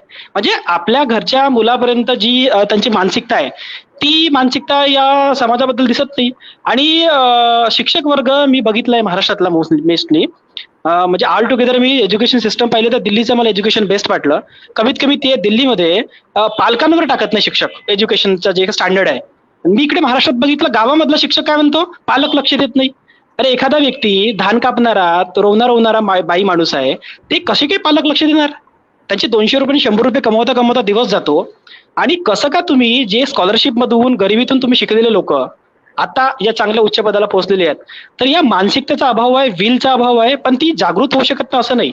100तून 1-2 लोक येतील. आणि मला पुन्हा तुम्हाला प्रकर्षाने हे सांगायचं आहे की it should be from within. म्हणजे आता विदिन असलं पाहिजे. आता आम्ही दुसऱ्यांच्या कुबड्या वापरणं बंद केलं पाहिजे. आमची लढाई आहे ते आम्ही लढली पाहिजे. आता जर का ते इस्टॅब्लिश लोक करत नसतील, जे शिक्षक आहेत, जे प्रिन्सिपल आहेत, रिटायर्ड प्रिन्सिपल आहेत, असे करत नसतील, तर आम्ही युवकांनी एक चांगली सांगड घालून SC ST OBC जे काही प्रश्न असतील, ज्याचा प्रश्न असेल, तिघे मिळून आम्हाला जायला पाहिजे. आणि या सगळ्या प्रोसेसमध्ये 10 ते 15 लोक फार आहेत. म्हणजे ह्या सरकारी यंत्रणेला जर रस्त्यावर आणायचं असं म्हणू आपण, ज्या भाषेत बोललो, तर 10-15 लोक फार इनफ आहेत, सेक्रेटरी पासून तर त्या इकडे समाज कल्याणच्या ऑफिसपर्यंत यायला. आणि फार सरळ व्यवस्था आहे ती. त्यांना कारणे दाखवा विचारावं लागतं किंवा त्यांचा स्टेटस चेक करावं लागतं फक्त, आणि वारंवार विचारणा करावं लागतं प्रत्येक वीकला, 2 वीकमध्ये. तर त्यांना उत्तर त्यांना उत्तर द्यावंच लागतं. ते उत्तर देतात, काहीही देतील उत्तर, काहीही बोलले तर पुन्हा आपण जातोच 2-3 वीक नंतर. तर फक्त आता एक 15-20 पोरांची टीम आणि ती लेगॅसी मेंटेन करणं सुद्धा गरजेचं आहे. आता मीच राहणार नाही, 10 वर्षानंतर मी मोठा होईल, पुन्हा अजून दुसऱ्या काहीतरी गोष्टी करणार. तर ती लिगॅसी कशी मेंटेन होईल? आणि ते लिगॅसी तीच ना, म्हणजे अनुप कुमार सर आहेत वर्धेचे, ते वगैरे सांगतात की कसं रिझर्वेशन आणि हे स्कॉलरशिप कसं तुम्हाला फुकट भेटतं, असंच नेहमी माध्यमातून इकडून तिकडून सांगितलं जातं. अरे दिल्लीमध्ये तर अशी व्यवस्था आहे सर की शेड्यूल कास्टला कॅटेगरी म्हणतात. आता कॅटेगरी सगळ्यांची असते, जनरल असते, OBC SC ST. अरे वो कॅटेगरी का लड़का है म्हणते, उसका हो गया म्हणते, उसका IAS में. म्हणजे चहा प्यायला जातो, अंडे खायला जातो आम्ही, उसका हो गया 400 रँक. अरे वो कॅटेगरी काय म्हणते, इसलिए हुआ. आता कॅटेगरी शब्द वापरतात, म्हणजे खैरात वाटतायत का आपल्याला की काय करतायत की काही समजत नाही. म्हणजे ते एक यंत्रणा अशी तयार करून टाकली की माझी स्कॉलरशिप असेल तर मी भीक मागायला चाललो, अशा पद्धतीची व्यवस्था तयार करून ठेवलेली आहे. मग भीक मागते वेळी मी घाबरत मागणार ना, असं मोठ्यांनी कशाला मागणार, नियम कशाला सांगणार त्यांना. त्यांनी म्हटलं तर नाही आली तुझी, जा वापस जा. तर तिकडे यंत्रणा पण नाही अशी. आणि सिव्हिल सोसायटीचा मुद्दा काय आहे, सिव्हिल सोसायटी डायरेक्शनलेस मी म्हणणार नाही, एवढा मोठा नाही मी, पण नुसतं मॅग्निट्यूडनी भरलेली आहे. डायरेक्शन आहे की माहिती नाही, नुसतं मॅग्निट्यूड आहे. आता 12 तारखेला एक मोठा हे आहे, कार्यक्रम आहे इथं आपल्या सेवादल स्कूलमध्ये. खूप मोठे मोठे नेते येणार आहेत ओबीसीचे, पण त्यांचा मुद्दा नाहीये हा. त्यांचा मुद्दा काय माहितीये का, की आता पॉलिटिकल आरक्षण आणि इतर गोष्टी आहेत. आणि ओबीसीतले जे काही लिडरशिप आहे जिल्ह्यातले, ते काय म्हणतात मला, मी 12 वर्ष तू नंतर इकडे येतो महाराष्ट्रात, उमेश मला भंडारा नागपूरला मुलं द्या, म्हणजे आमच्यासोबत काम करायला आम्हाला यंग पोरं पाहिजेत. आता मी कसे काय त्यांना यंग पोरं देणार आहे? मी त्यांना म्हटलं की तुम्ही यंग पोरांचे विषय घ्या, यंग पोराचे विषय घेतले तर यंग पोरं जुडणार तुम्हाला. तर यांच्या मुद्द्यामध्ये कधीच नसतं. आणि फार ढिसाळपणा आहे यांच्या, म्हणजे प्रायोरिटीवर कधीच मुद्दे नसतात हे. काय लहान वर्गाचे मुद्दे आहेत म्हणा. आणि मुख्यत्वे जर बघायला गेला, जे 52% ओबीसी समाजामध्ये 92% समाज असा आहे ज्याची अॅन्युअल इन्कम 2 लाखाच्या खालीच आहे, 2-2.5 लाख मॅक्स. आणि 8 लाखावाले 8 लाख किंवा 7 लाख 8 लाख असेही जास्त लोक आहेत. किंवा आता जो आम्हाला एक एक्झम्पशन भेटलेला आहे ग्रुप बी, सी आणि डी ला, तर त्याच्यामध्ये बघा की जे लोअर स्टॅटच्या लोकांना जो काही हक्क अधिकार भेटायला पाहिजे, त्यांना स्कॉलरशिप्स भेटायला पाहिजे, त्याच्याकडे कानाडोळा होण्याच्या मागचं कारण मला हाच दिसत आहे. लिडरशिप दुसऱ्याच्या हातात आहे आणि प्रयोग दुसऱ्यावर होत आहे. तर आता ज्याच्यावर प्रयोग होत आहे त्यांनी लिडरशिप हातात घेतली पाहिजे, आणि त्यांनी छोटे का असे ना 5-10 लोकांनी तरी समोर यायला पाहिजे. येस. ओके उमेश, यानंतर डॉक्टर सिद्धांत, ज्या 2010ला ज्या गाईडलाईन्स होत्या त्याच नंतर 2018ला त्याच्यात थोडीफार सुधारणा करून पुन्हा 2018ला त्या गाईडलाईन्स निर्गमित करण्यात आल्या होत्या. त्याच्यामध्ये इन्कम लिमिट मात्र तेवढीच होती, जसं सरांनी पण आता सांगितलं. आणि जे मेंटेनन्स अलाउन्स दिला जातो हॉस्टेलरसाठी आणि डे स्कॉलरसाठी, तो पण 2018च्या गाईडलाईन्स मध्ये पण तेवढाच होता. आपण सातत्यानं तो वाढवण्यात यावा आणि इन्कम लिमिट पण वाढवण्यात यावी असं मागणी करत होतो. आता ज्या 2021च्या ज्या गाईडलाईन्स आल्या, ज्या मार्चमध्ये निर्गमित केल्या, खरं म्हटलं म्हणजे मार्चमध्ये निर्गमित झाल्या त्या महाराष्ट्र शासनानं तुम्ही म्हटल्याप्रमाणे अजूनही त्याच्यावर काही अधिसूचना काढली नाही. पण 2018च्या गाईडलाईन्स काढल्यानंतर सुद्धा महाराष्ट्र शासनानं राज्य स्तरावरच्या अधिसूचना काढल्या नव्हत्या, म्हणजे त्याला 3 वर्ष झाले. तर बरं, याच्यामध्ये जे मेंटेनन्स अलाउन्स आहे याच्यात काही वाढ झाली आहे काय आता या नवीन गाईडलाईन्स मध्ये? नाही, जसं आपण सांगितलं आहे की 2 विषय सोडून बाकी पूर्ण गाईडलाईन चेंज झाली आहे. पण जे महत्त्वाचे मुद्दे होते आपण जिथे म्हणतो की एक तर मेंटेनन्स अलाउन्स, आणि ते पण 4 कॅटेगरीमध्ये केलं आहे. तर मेंटेनन्स अलाउन्स 2010 पर्यंत आपण बघतो आहे की गव्हर्नमेंट जे एम्प्लॉयमेंट आहे त्यांना नाही का वार्षिक भत्ता मिळतो, तो वाढतो आहे. हर 5 वर्षांनी वाढतो, 3 वर्षांनी वाढतो. त्यांची त्यांची एक पॅरामीटर नुसार वाढतो. पण स्कॉलरशिप हा काय आता बघतोय की दरदो इन्कम आपली कमी झाली आहे, आपला एज्युकेशन एक्सपेन्सेस वाढले आहे, बाहेर राहण्याचे खाण्याचे स्त्रोत वाढल्याच्या मागचा उद्देश होता मेंटेनन्स, की जसं जसं त्याला एज्युकेशन सोबत लागणारा जो विषय आहे, त्यांना पैसे लागते, ते तिथे खर्च द्यायला लागायला पाहिजे. परंतु हा एज्युकेशन 2010 मध्ये जो चेंज झाला होता तो पण खूप 2001 नंतर चेंज झालेला होता 10 मध्ये. तर 2018 आणि 21 मध्ये पण तो काही बदल नाही घडत. सेम आहे इन्कम क्रायटेरिया पण. आता आपल्याला बघावं लागेल की किती पर्सेंट ऑफ जे आपण म्हटलं होतं 16.6% ऑफ शेड्यूल कास्ट आहे. तर आपल्याला एकदा बसून बघावं लागेल की how many of the people are above 2.5 lakhs and how many are below 2.5 lakhs. पण प्रामुख्याने आपण जर महाराष्ट्रामध्ये बघितलं की जो 2.5 lakhsच्या अंदर आहे आणि तो या गव्हर्नमेंट ऑफ इंडिया स्कॉलरशिपचा लाभ नाही घेऊ शकत, त्यासाठी महाराष्ट्राने स्वतःची एक नवीन स्कॉलरशिप बनवली होती. म्हणजे त्याला स्कॉलरशिप नाही म्हणत, त्यांनी जो फ्री शिपचा स्कीम दिला होता की त्याच्यामध्ये फक्त आम्ही स्टुडंटला त्यांचा जो ट्युशन फीज आहे ते देईल आहे, त्याच्यामध्ये मेंटेनन्सचा भाग नव्हता, त्याला इन्कमची क्रायटेरिया दिलेली नव्हती. परंतु जेव्हा आपण तो जो जी आर बघतो त्यांची गाईडलाईन बघतो तर तो पण एकदमच स्टेट गव्हर्नमेंटचा जो काम असतो गाईडलाईन्समध्ये आणि त्याच्या जी आरमध्ये इतका अमूल ब्लंडर्स आहे की आपण ते डिस्कस पण नाही करू शकत की असे ब्लंडर्स आहेत गाईडलाईन मध्ये. प्रामुख्याने ती गाईडलाईन आपण म्हणू शकतो 2016 मध्ये आणलेली आहे. आता 5 वर्ष झाली आहे की त्या याच्यामध्ये असे ब्लंडर्स आहे की ते आतापर्यंत एक मी तुम्हाला सावधान उदाहरण देतो त्याच्यामध्ये, की पूर्वी काय व्हायचं, ही स्कीम 2003 मध्ये आली होती, 3 मध्ये मग 6 मध्ये फ्री शिपची स्कीम. त्याच्यामध्ये इन्कम फ्री क्रायटेरिया नाही. जे पण विद्यार्थी प्रोफेशनल एज्युकेशन घेणे, MBBS इंजिनिअरिंग 4 वर्षाच्या वरचे प्रोफेशनल, त्यांना इन्कमची अट नसल्यामुळे ते तिथे स्कॉलरशिप घेऊन एज्युकेशन करू शकत होते. आता 2016 मध्ये एक बदल आणला होता फक्त, आणि एक शब्दामुळे ते खूप चेंज झाला. त्यांनी काय होतं, पूर्वी असा शब्द नव्हता की महाराष्ट्रामध्ये शिकत असलेल्या प्रोफेशनल विद्यार्थी त्याच्या या शब्दाच्या समोर राज्यातील एक शब्द लावून दिला. आता या राज्यातील शब्द लावल्यामुळे अनेक विद्यार्थी जे आता आपण म्हणू नाही शकत की महाराष्ट्रामध्येच पुरे हायर एज्युकेशनचे पुरे कॉलेजेस आहे. आता आपण बघू शकतो महाराष्ट्रात एक 28 प्रदेशमधून एक प्रदेश आहे. कुठल्या विद्यार्थ्याला महाराष्ट्र विद्यार्थ्याला बाहेर शिकायचे असेल तर ही स्कॉलरशिप फ्रीशिप लागू होत नाही. हा, एक राज्यातील शब्द लावल्यामुळे हा पुरा जो स्कॉलरशिपचा आहे पुरा टोटली चेंज झालेला आहे. असे अनेक विद्यार्थी आपल्याकडे आले होते की ते बाहेर राज्यात शिकतात, पण या एका शब्दामुळे त्यांना ही फ्रीशिप स्कीम 2016 पूर्वी मिळत होती जी, एक शब्दामुळे ते गेले. असे अनेक छोटे मोठे त्या गाईडलाईन्समध्ये बदल आहे. पण महाराष्ट्राचा सामाजिक न्याय विभाग इतका उदासीन आहे की आपण त्यांना खूप म्हणजे जसा कुंभकर्ण झोपतो 6 महिने, तर सामाजिक न्याय वर्ष 10-12 वर्षापासून झोपलेला आहे का आपण असं म्हणू शकतोय. इतका तो 10-12 वर्ष मागे आहे तो. आता प्रगतीकडे चाललाय आपला राष्ट्र. आपण 21व्या शताब्दीवरून आता दुसरी 21 मध्ये आलो आपण. पण हा कुंभकर्ण असलेला झोपलेला सामाजिक न्याय वगैरे 10 वर्ष मागे कुठे काय, अशी यातली पुरे धोरणं असतात. तर हळूहळू याला पण सेंटरसाइज करायला लागेल. त्या व्यतिरिक्त आपण म्हणू शकतो की जसं आपण म्हटलं की विद्यार्थीची पण एक त्याची पण एक इम्पॉर्टन्स आहे की तो त्याला मिळत नाही. आपल्या याच्यामध्ये जेव्हा आपण विद्यार्थी बघतो ते मोस्टली जे विद्यार्थी असतात जे कुठे ना कुठे त्यांना अडथळा निर्माण झालेला आहे. असा विद्यार्थी तुमच्याकडे कधीच येणार नाही की त्याला स्कॉलरशिप मिळाली आहे आणि मला स्कॉलरशिप मिळाली आता मी काहीतरी याच्यामध्ये जिथे कुठे त्याला अडथळा निर्माण होतो तेव्हा त्याला जागृती होतं, ऐका नाही. तर आपला जेव्हापर्यंत विद्यार्थ्यामध्ये याचे इम्पॉर्टन्स जाणार नाही तेव्हापर्यंत ते सेंटरसाइज होणार नाही आणि तेव्हापर्यंत ते येणार नाही. ॲज अ सिव्हिल सोसायटी ते खूप महत्त्वाचं आहे.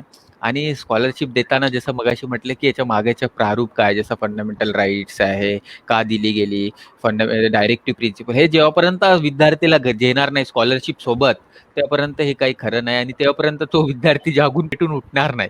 तर हे मोठी एक शोकांकित आहे. आणि जो दुसरा सामाजिक न्याय जो आपल्या 10 वर्ष मागे चालतोय, 2 पंचवार्षिक योजनेच्या मागे असतो तो. ह्या 2 महत्वाचे आहे. असे सिव्हिल सोसायटी पण आणि पालक पण तितकेच जिम्मेदार आहे की पालक पण विद्यार्थ्यांना, आता अशी झाली आहे जसे उमेश सांगत होते की दिल्लीमध्ये असताना हे तो स्कॉलरशिपवाला आहे, कोटावाला आहे, असं येते. पण आपण बघायला पाहिजे असं कॉलेजमध्ये लास्ट एक शॉर्ट होतं याच्यामध्ये की जेव्हा आपण शिकत असताना कॉलेजमध्ये की हे जे टपरीवरती ऐकलं हे तो कोटावाला IAS बन गया. तर तसंच एक कॉलेजमध्ये शिकत असताना विद्यार्थ्यावर पण होतो की तो कॉलेजमध्ये जो त्याचे फ्रेंड सर्कल असतो तो वेगवेगळे जाती धर्माचे असतात.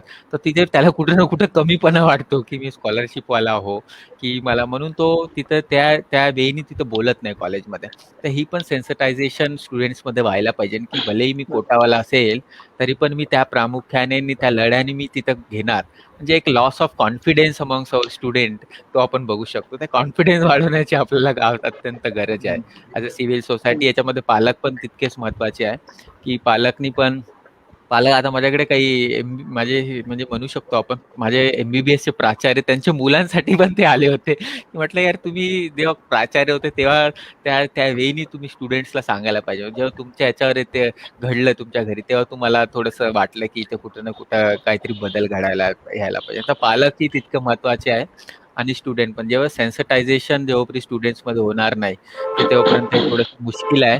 आणि सगळ्यात मला आपलं कुंभकर्ण असलेल्या झोपलेल्या सामाजिक न्याय विभागाला आपल्याला लवकरात जागृत करून प्रेशर ग्रुप जसं सरांनी म्हटलं होतं की आपल्याला एक थोडंसं डेटाज देऊन त्यांना थोडंसं जागृत करणे खूप इम्पॉर्टन्स आहे. आणि जिल्ह्यामध्ये त्याची जागृती करायला एक टीम बनवायला, नाही तर आपण एक म्हणू शकतो एक प्रेशर ग्रुप की स्कॉलरशिप असं काहीतरी आपण या आजच्या मीटिंगच्या अनुषंगाने एक वे आउट म्हणू शकतो आपण की हे चालू करू आहे.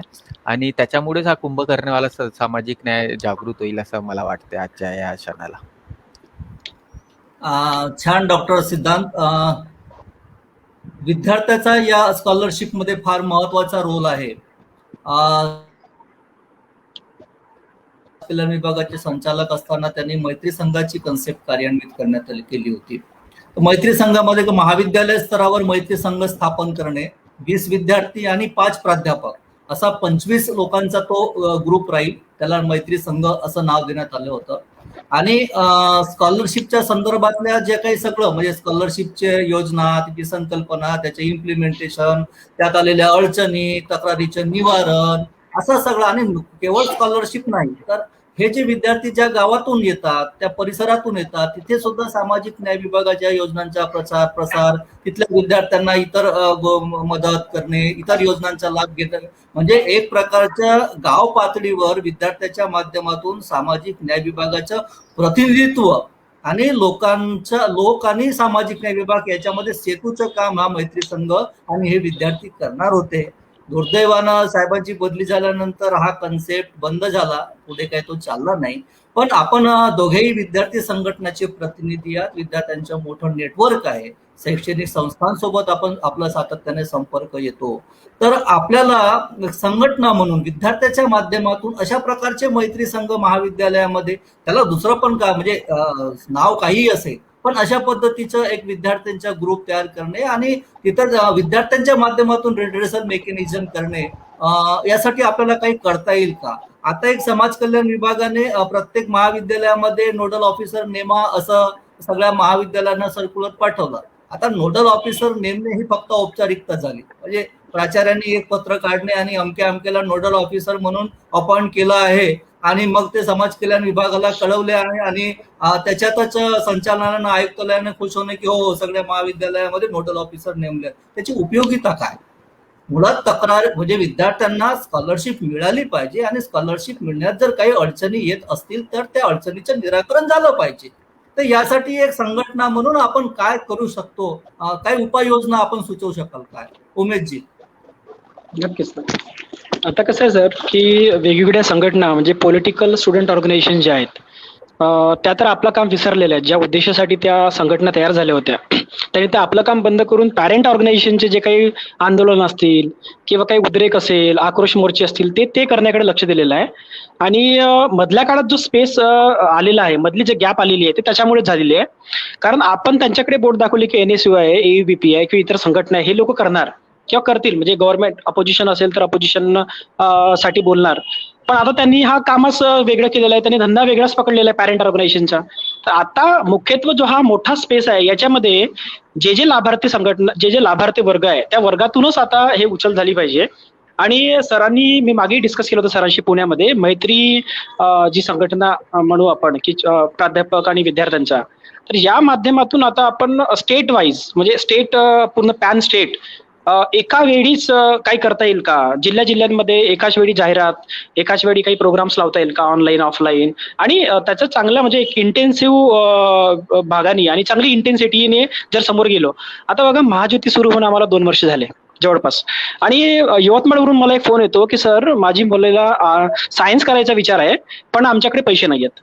त्यांना काय माहितीये की सायन्ससाठी 2 लाख रुपये लागतात, आणि ते सत्य पण आहे की 2-2.5 लाख रुपयाची कोचिंग लावल्याशिवाय सायन्स काही होत नाही. IIT चे क्लासेस लावा लागतात.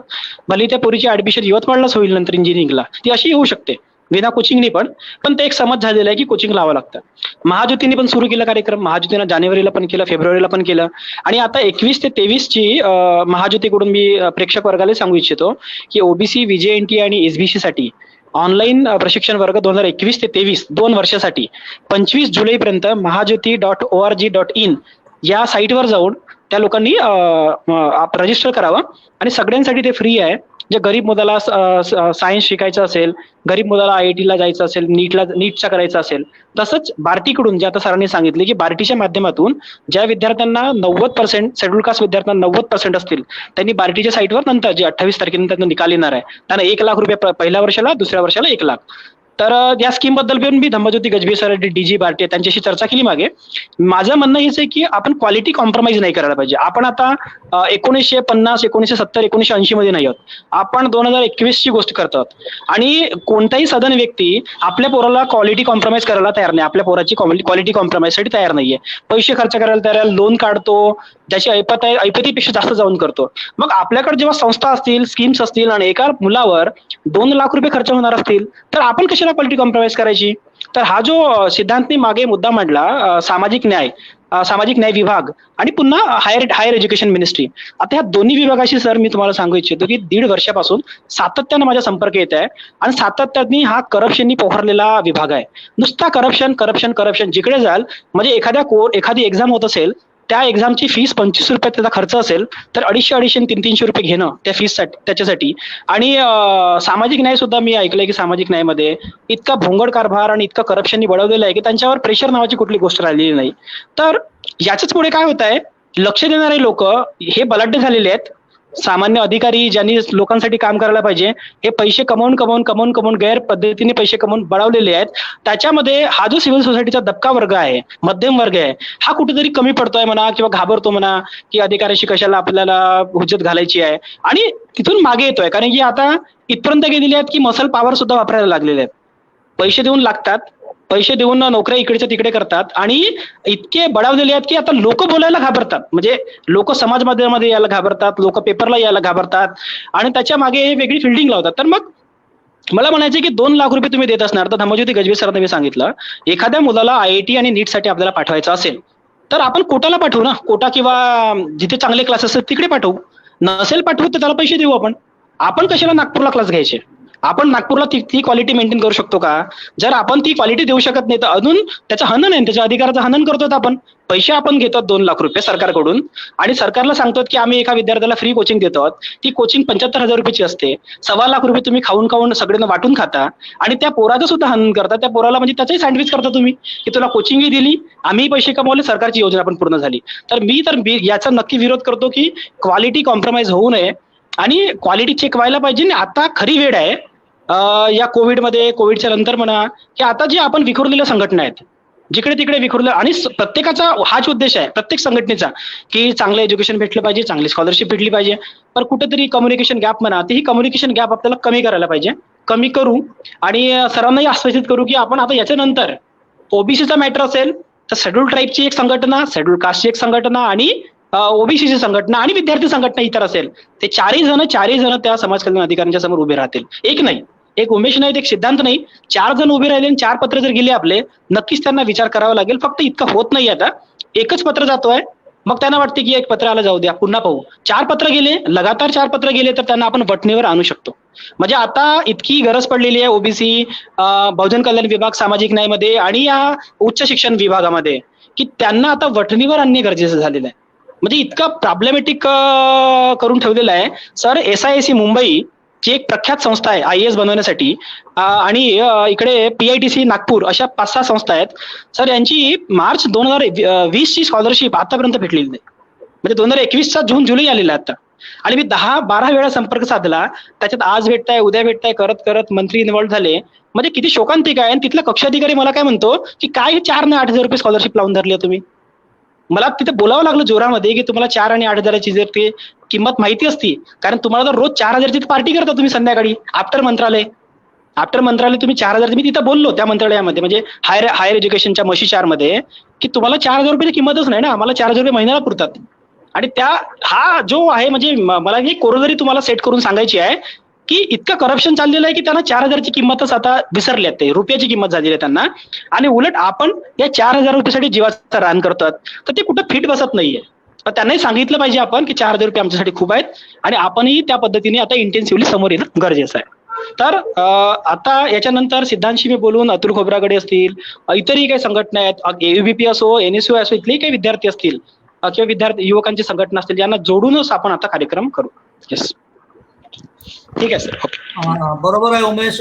विद्यार्थ्यांच्या संघटना सक्रिय होणं आवश्यक आहे. पूर्वी जर आपण लक्षात घेतलं, म्हणजे तुम्ही मगाशी मांडणी करताना पण हा मुद्दा मांडला की विद्यार्थ्याच्या ज्या संघटना आहेत त्या आता एक कुठेतरी पॉलिटिकल चेहरा म्हणून पुढे येतात. मात्र मूळ उद्देश जो असतो त्या विद्यार्थी संघटनेचा फॉर्म होण्याचा, त्या उद्देशापासून त्या कुठेतरी डायव्हर्ट होत आहेत. तेव्हा म्हणजे विचारधारा कुठलीही असेल, पण ही संघटना ही विद्यार्थ्याच्या हितासाठी फॉर्म झालेली आहे आणि विद्यार्थ्याच्या प्रश्नावर लढणे हे त्या संघटनेचं प्रथम दायित्व असलं पाहिजे. तुम्ही लढता ही फार आनंदाची बाब आहे, पण इतरही संघटनांना आपण सोबत घेऊया आणि हा शिष्यवृत्तीचा प्रश्न जरा पेटवावा लागेल. हा प्रश्न ऐरणीवर आणावा लागेल. आणि हा प्रश्न केवळ एका स्तरावर अडचणी नाहीत. म्हणजे जर महाडीबीटीचा जरी आपण एक प्रश्न जरी घेतला तरी त्याच्यात पण फार अडचणी आहेत. त्या टेक्निकल अडचणी वेगळ्या, प्रशासकीय अडचणी वेगळ्या, कार्यालयीन अडचणी वेगळ्या आणि हाताळणाऱ्या माणसांच्या पण अडचणी वेगळ्या ज्या तुम्ही सांगताय. तर अशा वेगवेगळ्या स्तरावरच्या अडचणी आहेत. दुसरं असं की कोरोनाच्या एका भयावह स्थितीमधून आपण सगळे जात आहोत. तर या कोरोनाच्या या सगळ्या शिष्यवृत्तीच्या वाटपावर काही परिणाम झाला का? शिष्यवृत्तीच्या एकूणच प्रक्रियेवर काही परिणाम झाला का? काय अनुभव आहे आपला? नक्कीच. वित्त विभागाचं म्हणणं काय आहे की वित्त विभाग म्हणतोय आमचं बजेट कमी झालंय, आमच्याकडे पैसे नाही. 4-4.5 लाख करोडचं बजेट आमचं 2.5 लाख करोडवर आलेलं आहे. पण त्यातच माननीय अजित पवार साहेब वित्तमंत्री आहेत, त्यांच्याकडे बघा असं म्हणू आपण, आता मला कोणी जातीवादी म्हणेल की एखाद्या समाजाबद्दल बोलायला गेलं तर महाराष्ट्रात की भारतात असंच म्हणतात की जातीवादी हा मुलगा किंवा एका जातीवर बोलतो. सारथी नावाची संस्था महाराष्ट्रात आहे, महाज्योती सुद्धा संस्था आहे. त्यांनी एक व्हॅलिड प्रेशर तयार केला. सारथी संस्थेच्या उपकेंद्रासाठी कोल्हापूरला जागा पाहण्याचा कार्यक्रम झाला. ज्या कोल्हापूरमध्ये 1700 पेशंट्स होते कोविडचे, तिथला जिल्हाधिकारी 1700 म्हणजे खूप हायेस्ट होतं, सगळ्या जिल्ह्यातले कमी झालेले होते. तिथले जिल्हाधिकारी जमीन पाहायला फिरतायत सारथीसाठी. बघा प्रेशर किती असेल त्यांच्यावर. जमीन पाहायला फिरतायत, 2 दिवसात त्यांना जमीन भेटताय, 2 दिवसानंतर लगेच ऑनलाईन त्यांचं उद्घाटन पण होत आहे. मुख्यमंत्री साहेब त्यांचं उद्घाटन करतायत. तिथंच माननीय अजित पवार महोदय काय म्हणतात की महाराज म्हणजे संभाजी महाराजांना उद्देशून म्हणतात की तुम्ही 500,000 करोड मागू नका, तुम्ही एक चांगला व्हॅलिड प्लॅन बनवा, 1000, 2000, 3000 करोड काय लागतील ते देऊ. तर मला हे कॉन्ट्ररी समजत नाहीये की आमचे एक 20 करोड रुपये तुम्हाला देणं जमत नाहीये, आमचे 20 करोड रुपये पेंडिंग आहे खूप दिवसाचे, त्याच्यावर तुमची चर्चा नाही. आणि 1000-2000 करोड रुपये कुठून येत आहेत? मग सरांचं म्हणणं बरोबर असेल. मला माननीय परिहार सरांनी मागे एक मेसेज दिला होता की गव्हर्नमेंटकडे पैसे कमी असते हे मुद्दाच असू शकत नाही म्हणत होते. म्हणजे कधी असे पैसे कमी आहेत असं होऊ शकत नाही. त्यांनी स्कीम बनवली, एकतर स्कीम बंद करा, एक तर तुमच्याकडे पैसे नसतील, समजा एखाद्या स्कीमसाठी आपल्याकडे पैसे नाहीयेत, तर तुमचं कम्युनिकेशन कुठं आहे? कम्युनिकेशन तर प्रॉपर झिरो आहे. तुम्ही एखाद्या पोराला दिल्लीला पाठवला, त्याला सांगतही नाही की आम्ही का पैसे देत नाही, कधी देणार आहोत, की तू काय करतायस. त्याला दिल्लीला पाठवून दिला आपण, त्याची स्कॉलरशिप बंद केली. तो सुद्धा विचारत नाही, दुसरे विचारतात त्यांच्या सुद्धा उत्तर भेटत नाही. म्हणजे गव्हर्नमेंट अकाउंटेबल नाहीये, अकाउंटेबिलिटी गव्हर्नमेंटची शून्य आहे. आणि ते अकाउंटेबिलिटी मेंटेन करणं सिव्हिल सोसायटीचं काम आहे. तर गव्हर्नमेंट अकाउंटेबल तेव्हाच होईल जेव्हा आपण प्रेशर ग्रुप चांगला तयार करून त्यांना त्यांची विचारणा करू. आता हा सगळा जो मुद्दा आहे याच्यामध्ये कुठेतरी उदासीनता दिसत आहे. म्हणजे हा विद्यार्थी जो वर्ग आहे, मी 1ली ते 10वीतल्या विद्यार्थ्यांची चर्चा नाही करतोय, तर सिव्हिल सर्व्हिसेसचे ऍस्पायरंट असतील, बँकिंग सर्व्हिसेसचे मुलं असतील, आता इथं शिकले सवरले मुलं आहेत, यांनी इंग्लिश कंपल्सरी आहे, यांना मॅथमॅटिक्स रिजनिंग कंपल्सरी आहे, हे बोलतात सुद्धा, चर्चा सुद्धा खूप करतात. पण आपली स्कॉलरशिप मागते वेळी कुठं मागे पडतात दिसत नाही. म्हणजे आपल्या स्कॉलरशिप बद्दल काही बोलत नाही. तर ही उदासीनता तयार केली गेली, तिच्यापासून दूर करावं लागेल यांना. आणि यांच्यात होतकरूपणा सुद्धा आपल्याला आणावं लागेल. तर दुसरा तुमच्या या माध्यमातून मला एक मेसेज द्यायचा आहे बहुजन कल्याण विभागाला. बहुजन कल्याण विभागाचे मी असा ऑब्जेक्ट करेल, प्रॉपर आरोप म्हणा की माननीय JP गुप्ता साहेब जी आहेत, जयप्रकाश गुप्ताजी, प्रधान सचिव बहुजन कल्याण विभाग, हा सगळा जो भोंगड कारभार सुरू आहे हा त्यांच्या अध्यक्षतेखाली सुरू आहे असं मी मानेल. आणि ते जिम्मेदार पण आहेत, ते उलट डबल जिम्मेदार आहेत, 200% ते जिम्मेदार आहेत. जो माणूस मागच्या 4 वर्षापासून 4 वर्ष 3 महिन्यापासून एका पदावर बसून आहेत, बहुजन कल्याण विभागाची एक साईट नाहीये, माणसं भरले गेलेली नाहीत, नेहमी त्यांना विचारत ते निराशेत असतातच, दुसऱ्याला सुद्धा निराश करतात, मी काय करू. म्हणजे आम्ही तर खूप विचारणा केली वित्त विभागाकडे, अरे अशा वेळी तर पदच आपण ट्रान्सफरच करायची मागणी करायला पाहिजे की नाही बा, या पदात मला काही अर्थ नाहीये. पण तो माणूस कसा तिथं बसून आहे 4 वर्षापासून, एक साईट नाही, एखादा GR पाहायचं असलं तर GR पाहायला कुठं काही नाही, आणि सगळी यंत्रणा हतबल करून टाकलेली एका माणसाने. असंही म्हटलं तर काय हरकत नाही. मी मागे असंही म्हटलं एका लेखामध्ये की माननीय JP गुप्ता यांना निष्क्रिय का समजू नये, निष्क्रिय समजून यांना हटवण्यात यावे. तर इतकं झाल्यानंतर मी तर माननीय मंत्री महोदय विजय वडेट्टीवार साहेबांना सांगेल की JP गुप्ता हटाव आणि महाज्योती बचाव असा नारा द्यायला पडू नये. मराठा लोकांनी नारा दिला असा, JP गुप्ता हटाव आणि सारथी बचाव, असाच नारा का आम्हाला द्यावा लागेल समोर. इतकी वेळ येऊ देऊ नका. आणि बघा, अधिकाऱ्यांचं सुद्धा इव्हॅल्युएशन करा. तुम्हाला भरपूर कामं असतात, पण एक अधिकारी 10 ते 15 लाख लोकांसाठी लाभार्थी ठरू शकतो, म्हणजे लाभ देऊ शकतो. त्या अधिकारी जर चांगला नसेल तर त्याची सुद्धा चाचपणी आपल्याला करायला पाहिजे. तर हे सगळे मुद्दे आहेत. आणि जे काही आपण सिव्हिल सोसायटी बद्दल म्हणतो, सिव्हिल सोसायटी सुद्धा मी प्रयत्न करेल. मी जिल्ह्यात पण फिरतोय, आता यवतमाळ आणि वर्धेला जाऊन आलो आहे. आता माझा वाशिम, बुलढाणा, अमरावती, अकोल्याचा टूर आहे काही दिवसात. मी बार्टी आणि सारथीच्या ज्या स्कीम्स आहेत, महाज्योतीच्या स्कीम्स आहेत, प्रामुख्याने सांगण्याचा प्रयत्न करतोय. बऱ्याचशा लोकांपर्यंत पोहोचत नाही. आपले जे सोशल संघटना आहेत त्या सुद्धा त्यांना सांगता कधी कधी येत नाही. तो एक मुद्दा आहे. तर आता मी युवकांना सुद्धा एक आवाहन करेल की ज्यांना ज्यांना इच्छा आहे त्या लोकांनी आमच्याशी जुळलं पाहिजे. त्यांनी काही छोटे मोठे प्रोग्राम लावायला पाहिजे. तर आम्ही तिकडे पण येऊ आणि तिकडे पण सांगू. आताच एक मागे इंटरव्ह्यू दिला, त्या इंटरव्ह्यू मध्ये भरपूर साऱ्या स्कीम सांगितल्या ओबीसीच्या, एसबीसीच्या. तर ह्या सगळ्या गोष्टी पाहता उदासीनता आहे पण एक होप सुद्धा आहे. मी सर एक प्रामुख्याने गोष्ट सांगेल, मी केलेल्या कामांमध्ये आतापर्यंत मला 99% रिझल्ट आहेत, 99%. आणि मला काही लोकांचे कॉम्प्लिमेंट्स पण येतात की उमेश तू रिझल्ट देतो, म्हणजे एक सर्टिफिकेट देतात की उमेश तू रिझल्ट देतो आणि इश्यू रिझॉल्व्ह करतो. तर मी मगाशी सांगितलं ना की आपली जर टीम तयार झाली तर रिझल्ट नक्की येईल आणि हे लोक वटणीवर पण येतील. आणि जो गुड गव्हर्नन्सची जी कन्सेप्ट आहे ती गुड गव्हर्नन्सची कन्सेप्ट पण अकाउंटेबिलिटी, रिस्पॉन्सिबिलिटी मेंटेन होईल आणि सगळ्या स्कीम्स, योजना चांगल्या राबवल्या जातील. Yes. ठीक आहे सर. Yes sir. उमेश, तुम्ही फार चांगलं काम करताय आणि आपले मुद्दे पण प्रभावीपणे मांडताय. तुमच्यासारखे कार्यकर्ते, विद्यार्थ्यांसाठी काम करणारे कार्यकर्ते निर्माण होणं हे अत्यंत गरजेचं आहे. शेड्यूल ट्राईबच्या ज्या संदर्भात मी मगाशी गुगलवर सर्च करत होतो की GOI scholarship for schedule caste, schedule tribe. तर असं जेव्हा सर्च करत होतो तर मला त्या महाडीबीटीच्या याच्यावर शेड्यूल ट्राईबच्या गाईडलाईन्स आपल्या महाराष्ट्राच्या याच्यावर दिसल्या आणि त्या 2010च्या गाईडलाईन्स दिसल्या. म्हणजे माझ्या माहितीप्रमाणे 2010ला, ज्या 2013ला नंतर महाराष्ट्र शासनानं सर्क्युलेट केल्या किंवा इम्प्लिमेंट केल्या, त्यानंतर काही शेड्यूल ट्राईबसाठी नव्यानं गाईडलाईन्स आलेल्या नाही आहेत. शेड्यूल कास्टच्या आता 2021ला आल्या पण त्या इकडे लागू झालेल्या नाही आहेत किंवा हे. तर हे फार विविधता आणि फार भेदभावपूर्ण विविधता पण आपल्याला दिसून येते. डॉक्टर सिद्धांत आणि डॉक्टर उमेश, आपण सगळ्यांनी या दृष्टिकोनातून जोरकसपणे प्रयत्न करणे गरजेचं आहे. स्कॉलरशिप पासून एकही विद्यार्थी वंचित राहू नये यासाठी आपल्याला खूप काम करावं लागेल आणि खूप प्रयत्न करावे लागतील. आणि यातल्या ज्या काही अडीअडचणी आहेत त्या अडचणीवर मात करून हा विषय पुढे रेटावा लागेल. अतिशय चांगला संवाद हा झाला. आदरणीय इजट सर, सिद्धांतला आणि उमेशला मला काय वाटतं की हे आपल्याला नेटवर्क वाढवायचं आहे. जसं आता पदोन्नती मध्ये आरक्षणचा विषय घेऊन एक पूर्ण संघटना एकत्र येऊन त्यांनी आक्रोश सुरू केला, व्यवस्थेच्या विरुद्ध, सरकारच्या विरुद्ध आक्रोश. तर विद्यार्थी संघटना, व्हॉइस ऑफ स्टुडंट, म्हणजे विद्यार्थ्यांचा आवाज, म्हणजे तुम्हाला विद्यार्थ्यांना आवाज द्यावा पण लागेल आणि विद्यार्थ्यांचा आवाज मोठा करावा लागेल. आणि मला वाटतं त्याची सुरुवात नागपूर पासून करावी. आणि त्याला आता वेळ घालवण्यापेक्षा एकूणच schedule caste, schedule tribe, OBC, BJNT, minority पण आणि ईबीसी पण, म्हणजे ज्या आणि आता एससी, म्हणजे एससी बीसी सुद्धा, म्हणजे हा फार मोठा वर्ग झाला. ठीक आहे, त्याचं एक मला वाटतं एक पॉवर पॉईंट प्रेझेंटेशन करावं.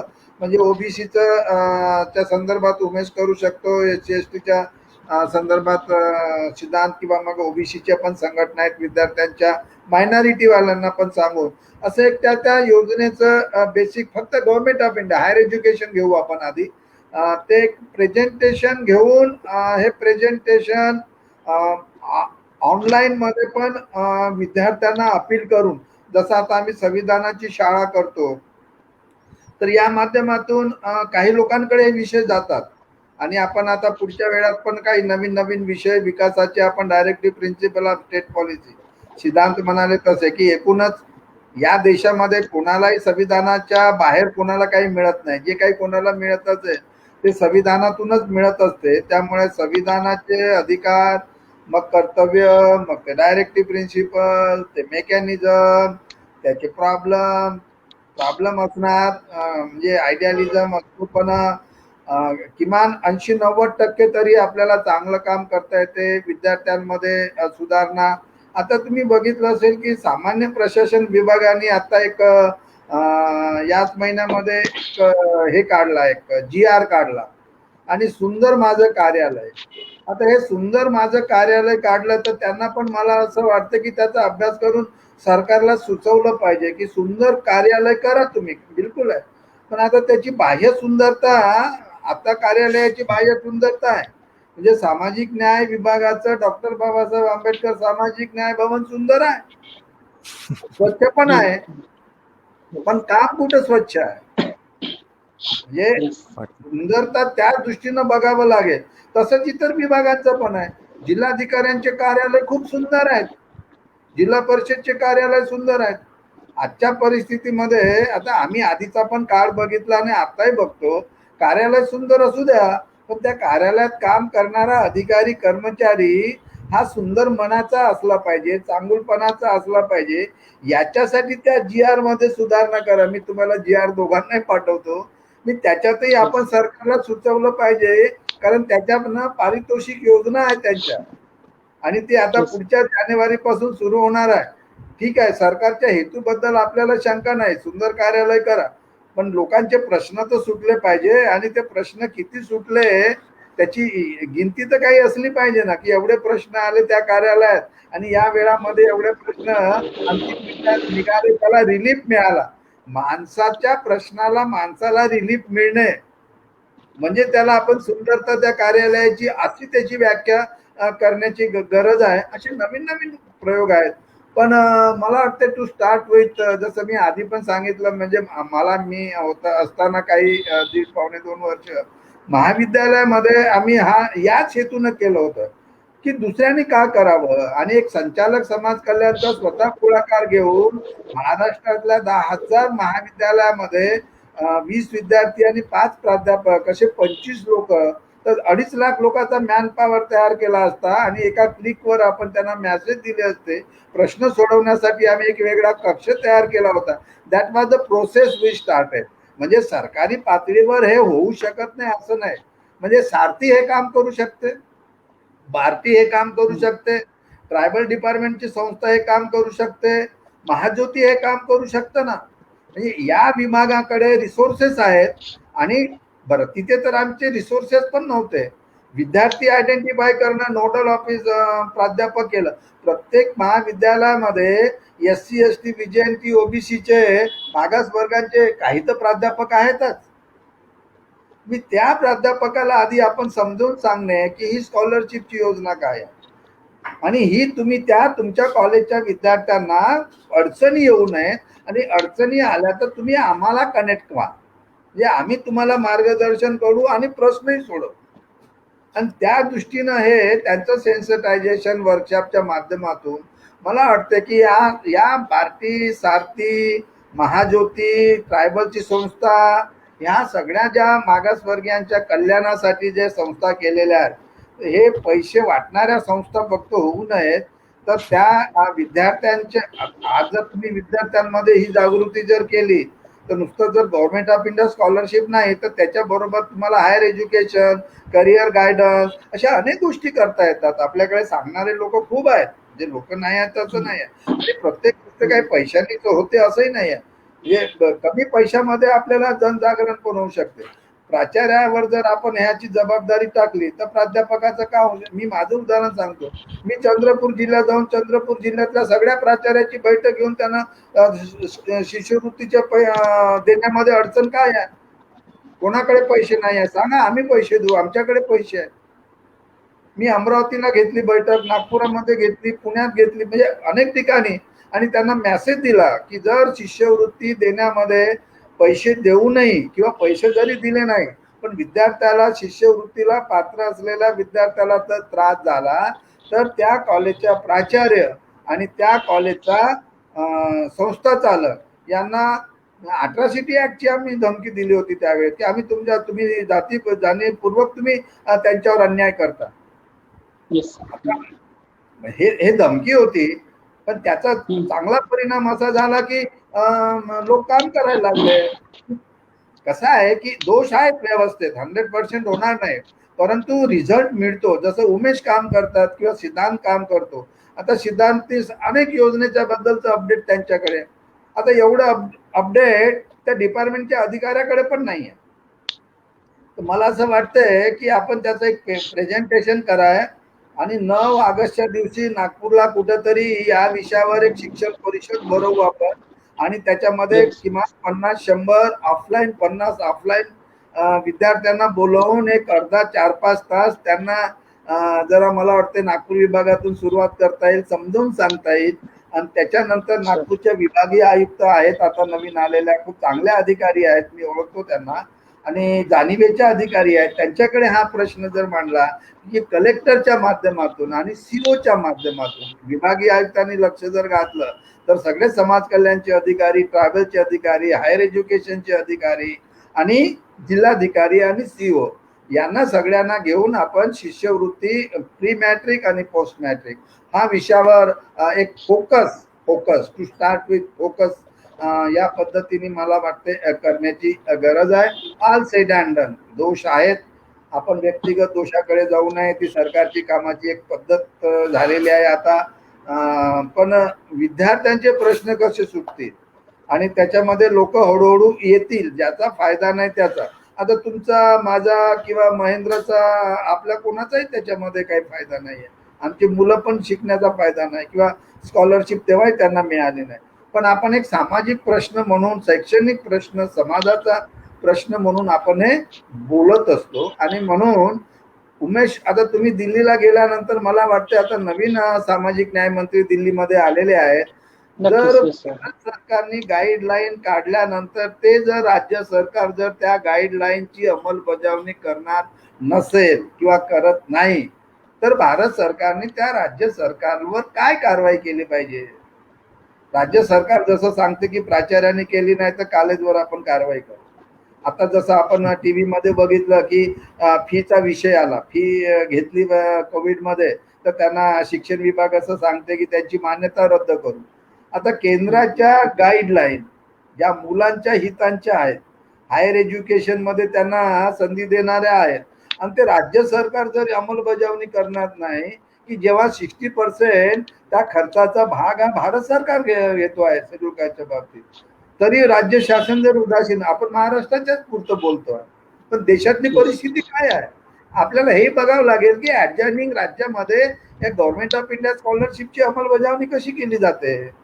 आणि मग तिथे होत असेल, आंध्रामध्ये चांगल्या पद्धतीने केली जाते, कर्नाटकामध्ये केली जाते, तेलंगणामध्ये केली जाते, मग महाराष्ट्रामध्ये का केली जात नाही? याचा थोडासा तुलनात्मक अभ्यास करून मला वाटतं सातत्याने हे विषय आपल्याला मांडावा लागेल. एकदा बोलून नाही चालणार या विषयावर. वेगवेगळ्या पद्धतीने आता मी परत पुढच्या सेशन मध्ये आम्ही मायनॉरिटीच्या स्कॉलरशिप बद्दल किंवा आदिवासीच्या स्कॉलरशिप बद्दल पण काही तरुण मुलांना तुमच्याकडे नावं असतील तर मला सांगा, आपण त्यांच्याशी पण बोलू आणि एकूणच शिष्यवृत्तीच्या विषयावर एक वेगळे परिषद बोलून हे विषय मात्र पुढे घेऊन जावं लागेल.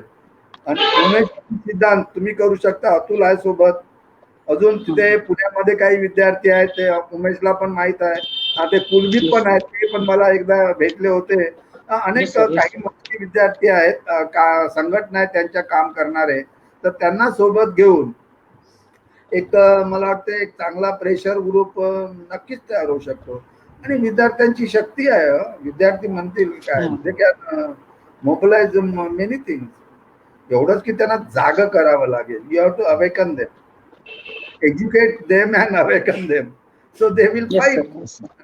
असं काहीतरी आपल्याला करावं लागणार आहे सगळे मिळून. काय सिद्धांत, युअर कन्क्लुडिंग रिमार्क? हा सर, जसं तुम्ही सांगितलंय की आता विद्यार्थीची शक्ती खूप महत्वाची आहे. आता 2014 मध्ये बघू शकतो की कसं आलंय हे, युवकांच्या सरकार म्हणू शकतो ना आपण, युवकांच्या जोरावरती. युवक म्हणजे आपण ध्येय आणि पे घेऊ शकतो त्याला एखादं एक्झाम्पल की what they can do, they can change anything. फक्त काय त्यांना त्यांची जाणीव आतापर्यंत झालेली नाही. त्याच्यामुळे आता हे काळाची गरज आहे आपण म्हणू शकतो की आता जर आपण हे केलं नाही आणि त्यांना आपली शक्ती युवकांची दाखवली नाही, तर जसं आता उमेशजींनी म्हटलंय की ते एक अधिकारी, ते एक मसल पॉवर सगळी यूज करतो, तर त्या लेवल पासून त्यांना मागे हटवण्याचा हाच एक बहुत इम्पॉर्टंट टाइम आहे. आणि हे आपण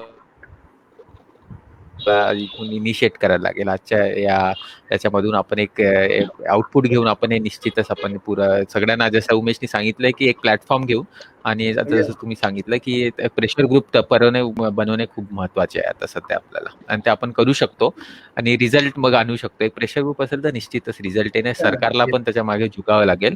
आपण हे करू शकतो, तर हे करायला पाहिजे आणि हे लवकरच आपण हे चालू करू असं आपण अपेक्षा करूया. Yes yes. Yes. Umesh, your concluding remark. Yes sir, yes sir. Sir मला काय वाटतं, तुम्ही आता जे म्हटलं ना की एक लिफलेट्स किंवा काहीतरी बॅनर्स वगैरे बनवायला पाहिजे, तर मुख्यत्वे ना इन्फॉर्मेशनचा अभाव फार दिसतोय म्हणजे महाराष्ट्रात पूर्ण मला. म्हणजे एखाद्या माणसाला त्याला स्कॉलरशिप भेटायची, त्याला सुद्धा माहित नसणे म्हणजेच इन्फॉर्मेशन. दुसऱ्याला माहित नसणे ती गोष्ट वेगळी आहे, पण एखाद त्यालाच माहिती नाही की माझी कुठली स्कॉलरशिप आहे, मला कुठली फ्रीशिप आहे की कुठला फेलोशिप आहे. तर इन्फॉर्मेशनच्या अभावाला दूर करण्यासाठी आपल्याला आता SC ST OBC आणि EWS आणि मायनॉरिटी याच्यासाठी एक पुस्तिका तयार करणे फार गरजेचं आहे. पुस्तिका ती PDF फॉर्म मध्ये पण असू शकते आणि त्याच्यामध्ये section wise pre matric, post matric, higher education, overseas अशा वेगवेगळ्या गोष्टी पकडून, आता माझ्याजवळ पण जवळपास माझ्या संघटन 24-25 जिल्ह्यांमध्ये आहे. माझे म्हणजे कमीत कमी 5-10 लोक तरी 24-25 जिल्ह्यांमध्ये काम करतात. मुंबईला काही लोक छात्र भारतीच्या सोबत आहेत, काही पुण्यामध्ये काही वेगळे मुलं काम आहेत. तर या मुलांना सगळ्यांना लावून आता ही इन्फॉर्मेशन पोहोचवणे सुद्धा गरजेचं आहे. इन्फॉर्मेशन एकदा पोहोचली तर थोडासा अजून व्हॉइस रेज होईल.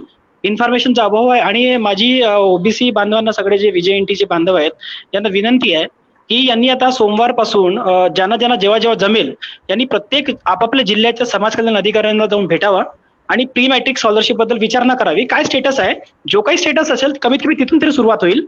आणि जे दिवस लागतील 10 दिवस 15 दिवस तेवढे लागू द्या, पण ते भेटेल. म्हणजे तो त्यांचा पण इन्व्हॉल्वमेंट होऊन जाईल आणि सरकारी यंत्रणा पण जागी होईल. उगाच 15 दिवस आपण नाही गेलो तर ते पुन्हा 15 दिवस वाढणार आहे. तर माझं आव्हान आहे विद्यार्थ्यांना सुद्धा की तुम्ही सुद्धा जॉईन व्हा. आणि OBC बांधव असतील, SC बांधव असतील, यांनी आता समाज कल्याणच्या ऑफिसेसला गेलं पाहिजे. सर मला भीती याची वाटते की ते ऑफिसेस जे आहेत आपले, तुम्ही म्हटलं ना बाहेरून सुंदर आहे हे समाज कल्याण ऑफिस वगैरे, पोलीस स्टेशन पेक्षा जास्त भीती वाटते त्या ऑफिसेसमध्ये आतमध्ये गेल्यानंतर. म्हणजे इतकं घाबरवतात. नाही ते इन्स्पेक्टर किंवा काही, म्हणजे बघा तुम्ही कास्ट काढणाऱ्या पोराची मानसिकता बघा दिवसभराची, त्याला पाठवा तुम्ही तहसील कार्यालयात, सेतू कार्यालयामध्ये, त्या दिवशी अनालिसिस करा, सायकोलॉजिकल अनालिसिस. तो इतका घाबरतो की मला तो काय म्हणणार, सेतूवाला फोटो काढते वेळी काय म्हणणार, सही चुकली तर नाही माझी. म्हणजे इतकं टेरिबल त्याला हॉरिफाय करून ठेवलेलं आहे की कोणीतरी माणूस मला पिंजऱ्यात नाही टाकणार तिकडे. माझी स्कॉलरशिप विचारायला जाईल, मी स्वाधारची माहिती विचारायला जाईल, हॉस्टेल बद्दल विचारायला जाईल, तर तो हाकलून लावल्यासारखं बोलतोय. म्हणजे इथला अधिकारी इतका आता माज चढल्यासारखा झालेला आहे अधिकाऱ्यांना की हाकलून लावल्यासारखं करतात. आणि त्याच्यामुळे मला तो विद्यार्थी जायला घाबरतो, जाऊ द्या म्हणतो, काही 500-1000ची गोष्ट असेल जाऊ द्या म्हणतो. पण त्याच्यावर आता तोडगा काढणे गरजेचं आहे आणि सिव्हिल सोसायटीचंच काम आहे. प्रगत राज्य आहे महाराष्ट्र, 2021 सुरू आहे, टेक्नॉलॉजिकली आपण फिट आहोत. त्याच्या वतीने आपण जाऊ ना मग. नाही आपण जाऊच नक्की, पण ते आता आपण जात आहोत. पण आता तिथला तो जो आजकाल पोलीस स्टेशनमध्ये सर इझी वाटायला लागलाय. पोलीस स्टेशनमध्ये आधी गेल्यानंतर घाबरायचे, आता पोलीस स्टेशनमध्ये एक डेस्क असतो सुरुवातीला समोरच, ते विचारतात कमीत कमी काय तुमची तक्रार आहे. महिलाचा एक डेस्क असतो, तो कमीत कमी समाज कल्याणमध्ये एक डेस्क असायला पाहिजे जिल्ह्याच्या लेवलवर तरी, की तिथे कोणी जाऊन काही विचारू शकतो, दिवसभर त्याच्या प्रश्नांचं निराकरण होईल. आता कोणाला विचारावं, ते ज्याला विचारायचं असतं तो बाबू तिथं नसतोच, त्यावेळी तर नसतोच तो बाबू. मग त्याची वाट बघा. तर एक अधिकारी असायला पाहिजे पोलीस विभागासारखा, एक PRO टाईप, म्हणजे PRO म्हणा किंवा काही त्याचं हेल्पलाईन सारखं. तर त्याच्यामुळे सुद्धा विद्यार्थ्यांची भीती कमी होईल. विद्यार्थी डॉक्युमेंट जोडायला, स्टॅपल करायला टाचणी नसते, कोणाकडे काही नसते. म्हणजे त्या मानसिकतेतून विद्यार्थी तयार होत चाललेला आहे की आपण गरीब आहोत, आपल्याला कोणीतरी पैसे देते आणि ते लोक आपल्याला वाटणार किंवा काही भीक देणार असं सारखं ते मानसिकता झालेली. सर इतका ठीक आहे सर. समाज कल्याण मध्ये आधी असा हेल्प डेस्क होता, समता वाहिनी नावाने टोल फ्री नंबर होता. त्यांना आता पुन्हा सुरू करायला सांगावं लागेल. तो असला पाहिजे, म्हणजे इथून टोल फ्री नंबरवर आपली तक्रार नोंदवल्या गेली पाहिजे. आता आपण सगळ्या गोष्टी आता ऑनलाईन आणि नेटच्या हिशोबाने होतो. आणि दुसरा आग्रह पण सरकारला केला पाहिजे की सरकारच्या सगळ्या मंथली जो रिपोर्ट असतो ना, तो तुमच्या वेबसाईटवर आला पाहिजे, त्यांच्या साईटवर आला पाहिजे. म्हणजे RTIचा पण वापर करण्याची गरज पडणार नाही. काय चाललंय म्हणजे आजचं स्कॉलरशिपचं या महिन्यातलं किती एनरोलमेंट झालं किंवा किती मुलांनी ऍडमिशन घेतलं, किती अर्ज केले, याची जी दर महिन्याला ती जी आकडेवारी असते शेवटच्या पिरियड मध्ये ते दर आठवड्याला करत असतात, करत नाही असं नाही. Yes. एक Yes, मेकॅनिझम sir. माहिती चालते, पण त्याला ते बरेचदा ती माहिती पण जी उपलब्ध होत नाही. मला वाटते लक्ष म्हणजे आजचा आमचा हा विषय जो ठेवला संविधानाच्या शाळेतला, हा संविधानाचाच विषय असल्यामुळे म्हणजे आज मला तर हे फार धक्कादायक असं वाटलं. तुम्ही असं म्हणता की लोक पोलीस स्टेशनला जायला घाबरतात, तुम्ही सामाजिक न्याय विभागामध्ये Yes, sir. Yes, yes, yes. This is something म्हणजे सिद्धार्थला आता सिद्धार्थ जास्त जात असेल, मी जातो कधी कधी, तर हो, नक्कीच ते हो. जर माझ्यासारख्या विद्यार्थ्याला भीती वाटत असेल तर सामान्य मुलगा तो कुठं कागद गेला माझा, त्याचा कागद नसेल तर घाबरतो विद्यार्थी. येस हे फार चिंताजनक आहे. मग याच्यावरच आधी उपाय शोधावा लागेल. Yes actually yes sir yes actually sir भीती आपण जेव्हा म्हणजे न- भीती जर असेल तर कसं होईल? म्हणजे त्या मुलाला Yes, आपला yes. प्रश्न किंवा त्याचा कोणी ऐकणार नसेल किंवा त्याच्या मनात भीती असेल नक्कीच. तर हा हा संपला तर एक विषय, चांगली गोष्ट आहे संपला. सर. एक हा, चांगली हा गोष्ट होती की जो नवीन आता जो गाईडलाईन आला आहे त्याच्यामध्ये हा, त्यांनी ठरवून दिलेला आहे की हा, ग्रीव्हन्स रिड्रेसल टीम बनवा म्हणून. म्हणजे हा. त्याच्यामध्ये हम्म, क्लिअरली हम्म, हम्म. डिफाईन केलं आहे की मेकॅनिझम ऑफ ग्रीव्हन्स रिड्रेसल पण दिलेला आहे. आणि Correct. दुसरा एक yes. Evaluation and social audits of that particular department, ते पण एक अलग Okay. विषय आहे. आणि nice performance of nice. State and union territory हा पण एक विषय आहे. म्हणजे असं ते पॉइंट वाईज त्यांनी दिलेला आहे. मला काय पण वाटतं सिद्धांत पण आणि उमेश, हे समाज कल्याण विभागाचं इव्हॅल्युएशन आणि ऑडिट करण्याची गरज आहे. Yes sir. Yes yes. Start with the district office एखादं घेऊन येस. म्हणजे हा 2-4 विद्यार्थ्यांना आणि त्याच्यावरची एक छोटीशी पुस्तिका रिपोर्ट ज्याला म्हणू आपण, ज्याला कसं स्टेटस रिपोर्ट म्हणू, how the department function yes yes आणि yes. On the subject of scholarship एकच विषय जरी घेतला, कारण आता ओबीसीची स्कॉलरशिप, एससीची पण स्कॉलरशिप ही सामाजिक न्यायाशी संबंधित आहे. तर आणि हे जे प्रेझेंट स्टेटस आहे त्याच्यात बदल कसा घडवून आणायचा, म्हणजे कर्मचाऱ्यांच्या मानसिकतेत, अधिकाऱ्यांच्या मानसिकतेत, मग त्याला जे हेल्प डेस्क आहे जसं ते आता गाईडलाईन्स सिद्धांत सांगतो, मला वाटतं इथून पण सुरुवात करण्याची गरज आहे. अनेक लोकांना हे माहित नाही. नक्कीच आता मी जर फोन केला तर मला रिस्पॉन्स मिळतो किंवा माहिती मिळते, पण नक्कीच. मी जे सांगताय कदाचित तुम्हालाही मिळेल, पण एखादा दुसरा माणूस गेला तर त्याच्याशी जर तो कर्मचारी जर म्हणजे बोलतच नसेल किंवा त्याला प्रतिष्ठा देत नसेल तर संविधानाचा सगळा अपमान हा जिथे न्यायाचा विभाग आहे तोच करतो. Yes yes yes yes. जागृती करण्याला काही अर्थ नाही. म्हणजे तेच डिपार्टमेंट हो. संविधानाची जागृती करतो आणि तेच डिपार्टमेंट सगळ्यात जास्त संविधानिक पद्धतीने वागतो.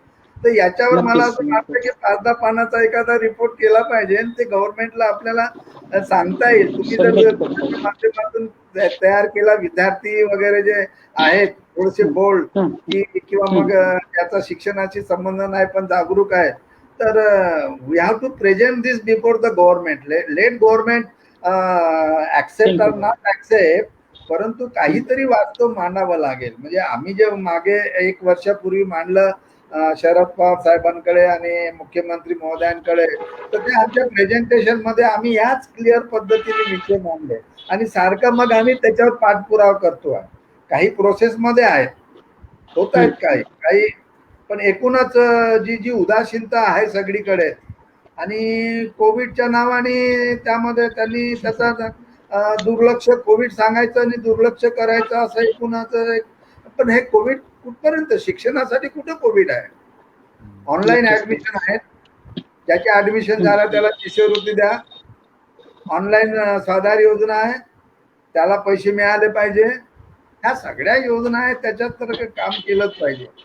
सरकारने सरकारने असं ठरवलेलं आहे सर आता मागच्या 1.5 वर्षामध्ये की विद्यार्थी या घरी आहे ना ऑनलाईन शिकताय, याला पैसे देण्याची गरज नाही, ठरवून टाकलाय. विद्यार्थी घरी आहे म्हणजे बघा, घरी अभ्यास होत नाही म्हणून विद्यार्थी रूम करून इकडे राहतात आणि यांनी सांगितलं की तुम्हाला स्वाधार देऊ, हे देऊ, ते देऊ. म्हणजे कम्युनिकेशन गॅप किती आहे सर, की तुम्हाला स्वाधार देऊ म्हणून फर्स्ट इयरला ऍडमिशन करून घेतली, आता सेकंड इयरला तुम्ही घरी या म्हणून सांगतात. पण त्यांना ही विचारणा करत नाही की हा मुलगा काय शिकेल, लॅपटॉप असेल याच्याकडे किंवा मोबाईल असेल, याचा इंटरनेटचा खर्च काय असेल, कमीत कमी आपण 2,000, 1,500, 3,000 तरी द्यायला पाहिजे. असा सुद्धा मार्ग सरकार काढत नाही. सरकारचं काय आहे की हा परत एक एकतर झिरो. तुम्ही एक काम करा ना, शिष्यवृत्ती आणि स्वाधार हम्म. हे 2 मुद्दे घेऊन तुम्ही तुमच्या सिद्धांत आणि तुम्ही दोन्ही संघटना तुम्ही इथे सहाय्यक आयुक्ताला एक मीटिंग मागा ठीक आहे. आणि त्या मीटिंगला मी पण येतो ठीक आहे. ठीक आहे. हम्म. आणि ठीक आहे. त्याचं प्रेझेंटेशन विषय मांडू आपण. त्यांना सांगा की हे विषयावर आम्हाला सविस्तर चर्चा पाहिजे तर त्याच्यामध्ये लिहा की यामध्ये मी पण सहभागी होईल असणार. कारण आणि Okay. हा. बोलूया जरा आपण नागपूर जिल्ह्यापासूनच सुरुवात करू. या Yes, sir. महिन्यात Yes. आपल्याला कधीतरी त्यांना वेळ मागता येईल. Yes sir. हा. मी तर सांगतो ते त्यांना इनिशिएटिव्ह घेतो सर. Yes sir. वेळ द्या, बसू आपण आता सविस्तर चर्चा करू मग. आणि Yes, sir. त्यांना सांगू Yes. तुमच्या कर्मचाऱ्यांना घेऊन बसा म्हणजे किमान विद्यार्थ्यांच्या मनातली भीती तरी कमी करू ना. बोलू Yes. त्यांच्याशी आपण. हे चित्र बदललं पाहिजे ना. नक्कीच. So I am with you यासाठी Yes, येऊ sir. आपण. Yes sir. येस. मागा त्यांना एक पत्र लिहा 2 जण आणि जॉईंटली लिहा किंवा वेगवेगळे लिहा आणि बैठक द्या म्हणा आम्हाला तुम्हाला संयुक्त बैठक. नक्कीच. करूया चर्चा करत राहिलं पाहिजे, विषय मांडत राहिलं पाहिजे. नक्कीच. नक्कीच सर. नक्कीच करायला पाहिजे. चलो ठीक आहे Mahendra, Yes. you can conclude now. हो सर. Yes.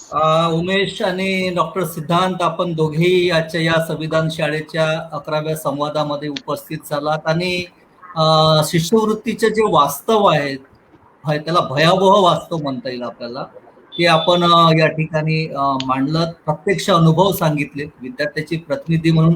विद्यार्थ्याला काय वाटते आणि विद्यार्थी काय प्रॉब्लेम फेस करत आहे याची वास्तव मांडणी आपण या संविधान शाळेमध्ये. खरं म्हटलं तर संविधान शाळेचा उद्देशच आमचा तो आहे की या संविधानाच्या मधून जे काही विषय निर्माण झाले आहेत ते लोकांपर्यंत पोहोचवावेत आणि त्याचं वास्तव लोकांना कळावं आणि त्यातून विधायक रचनात्मक प्रयत्न व्हावे, चांगलं काम घडून यावं.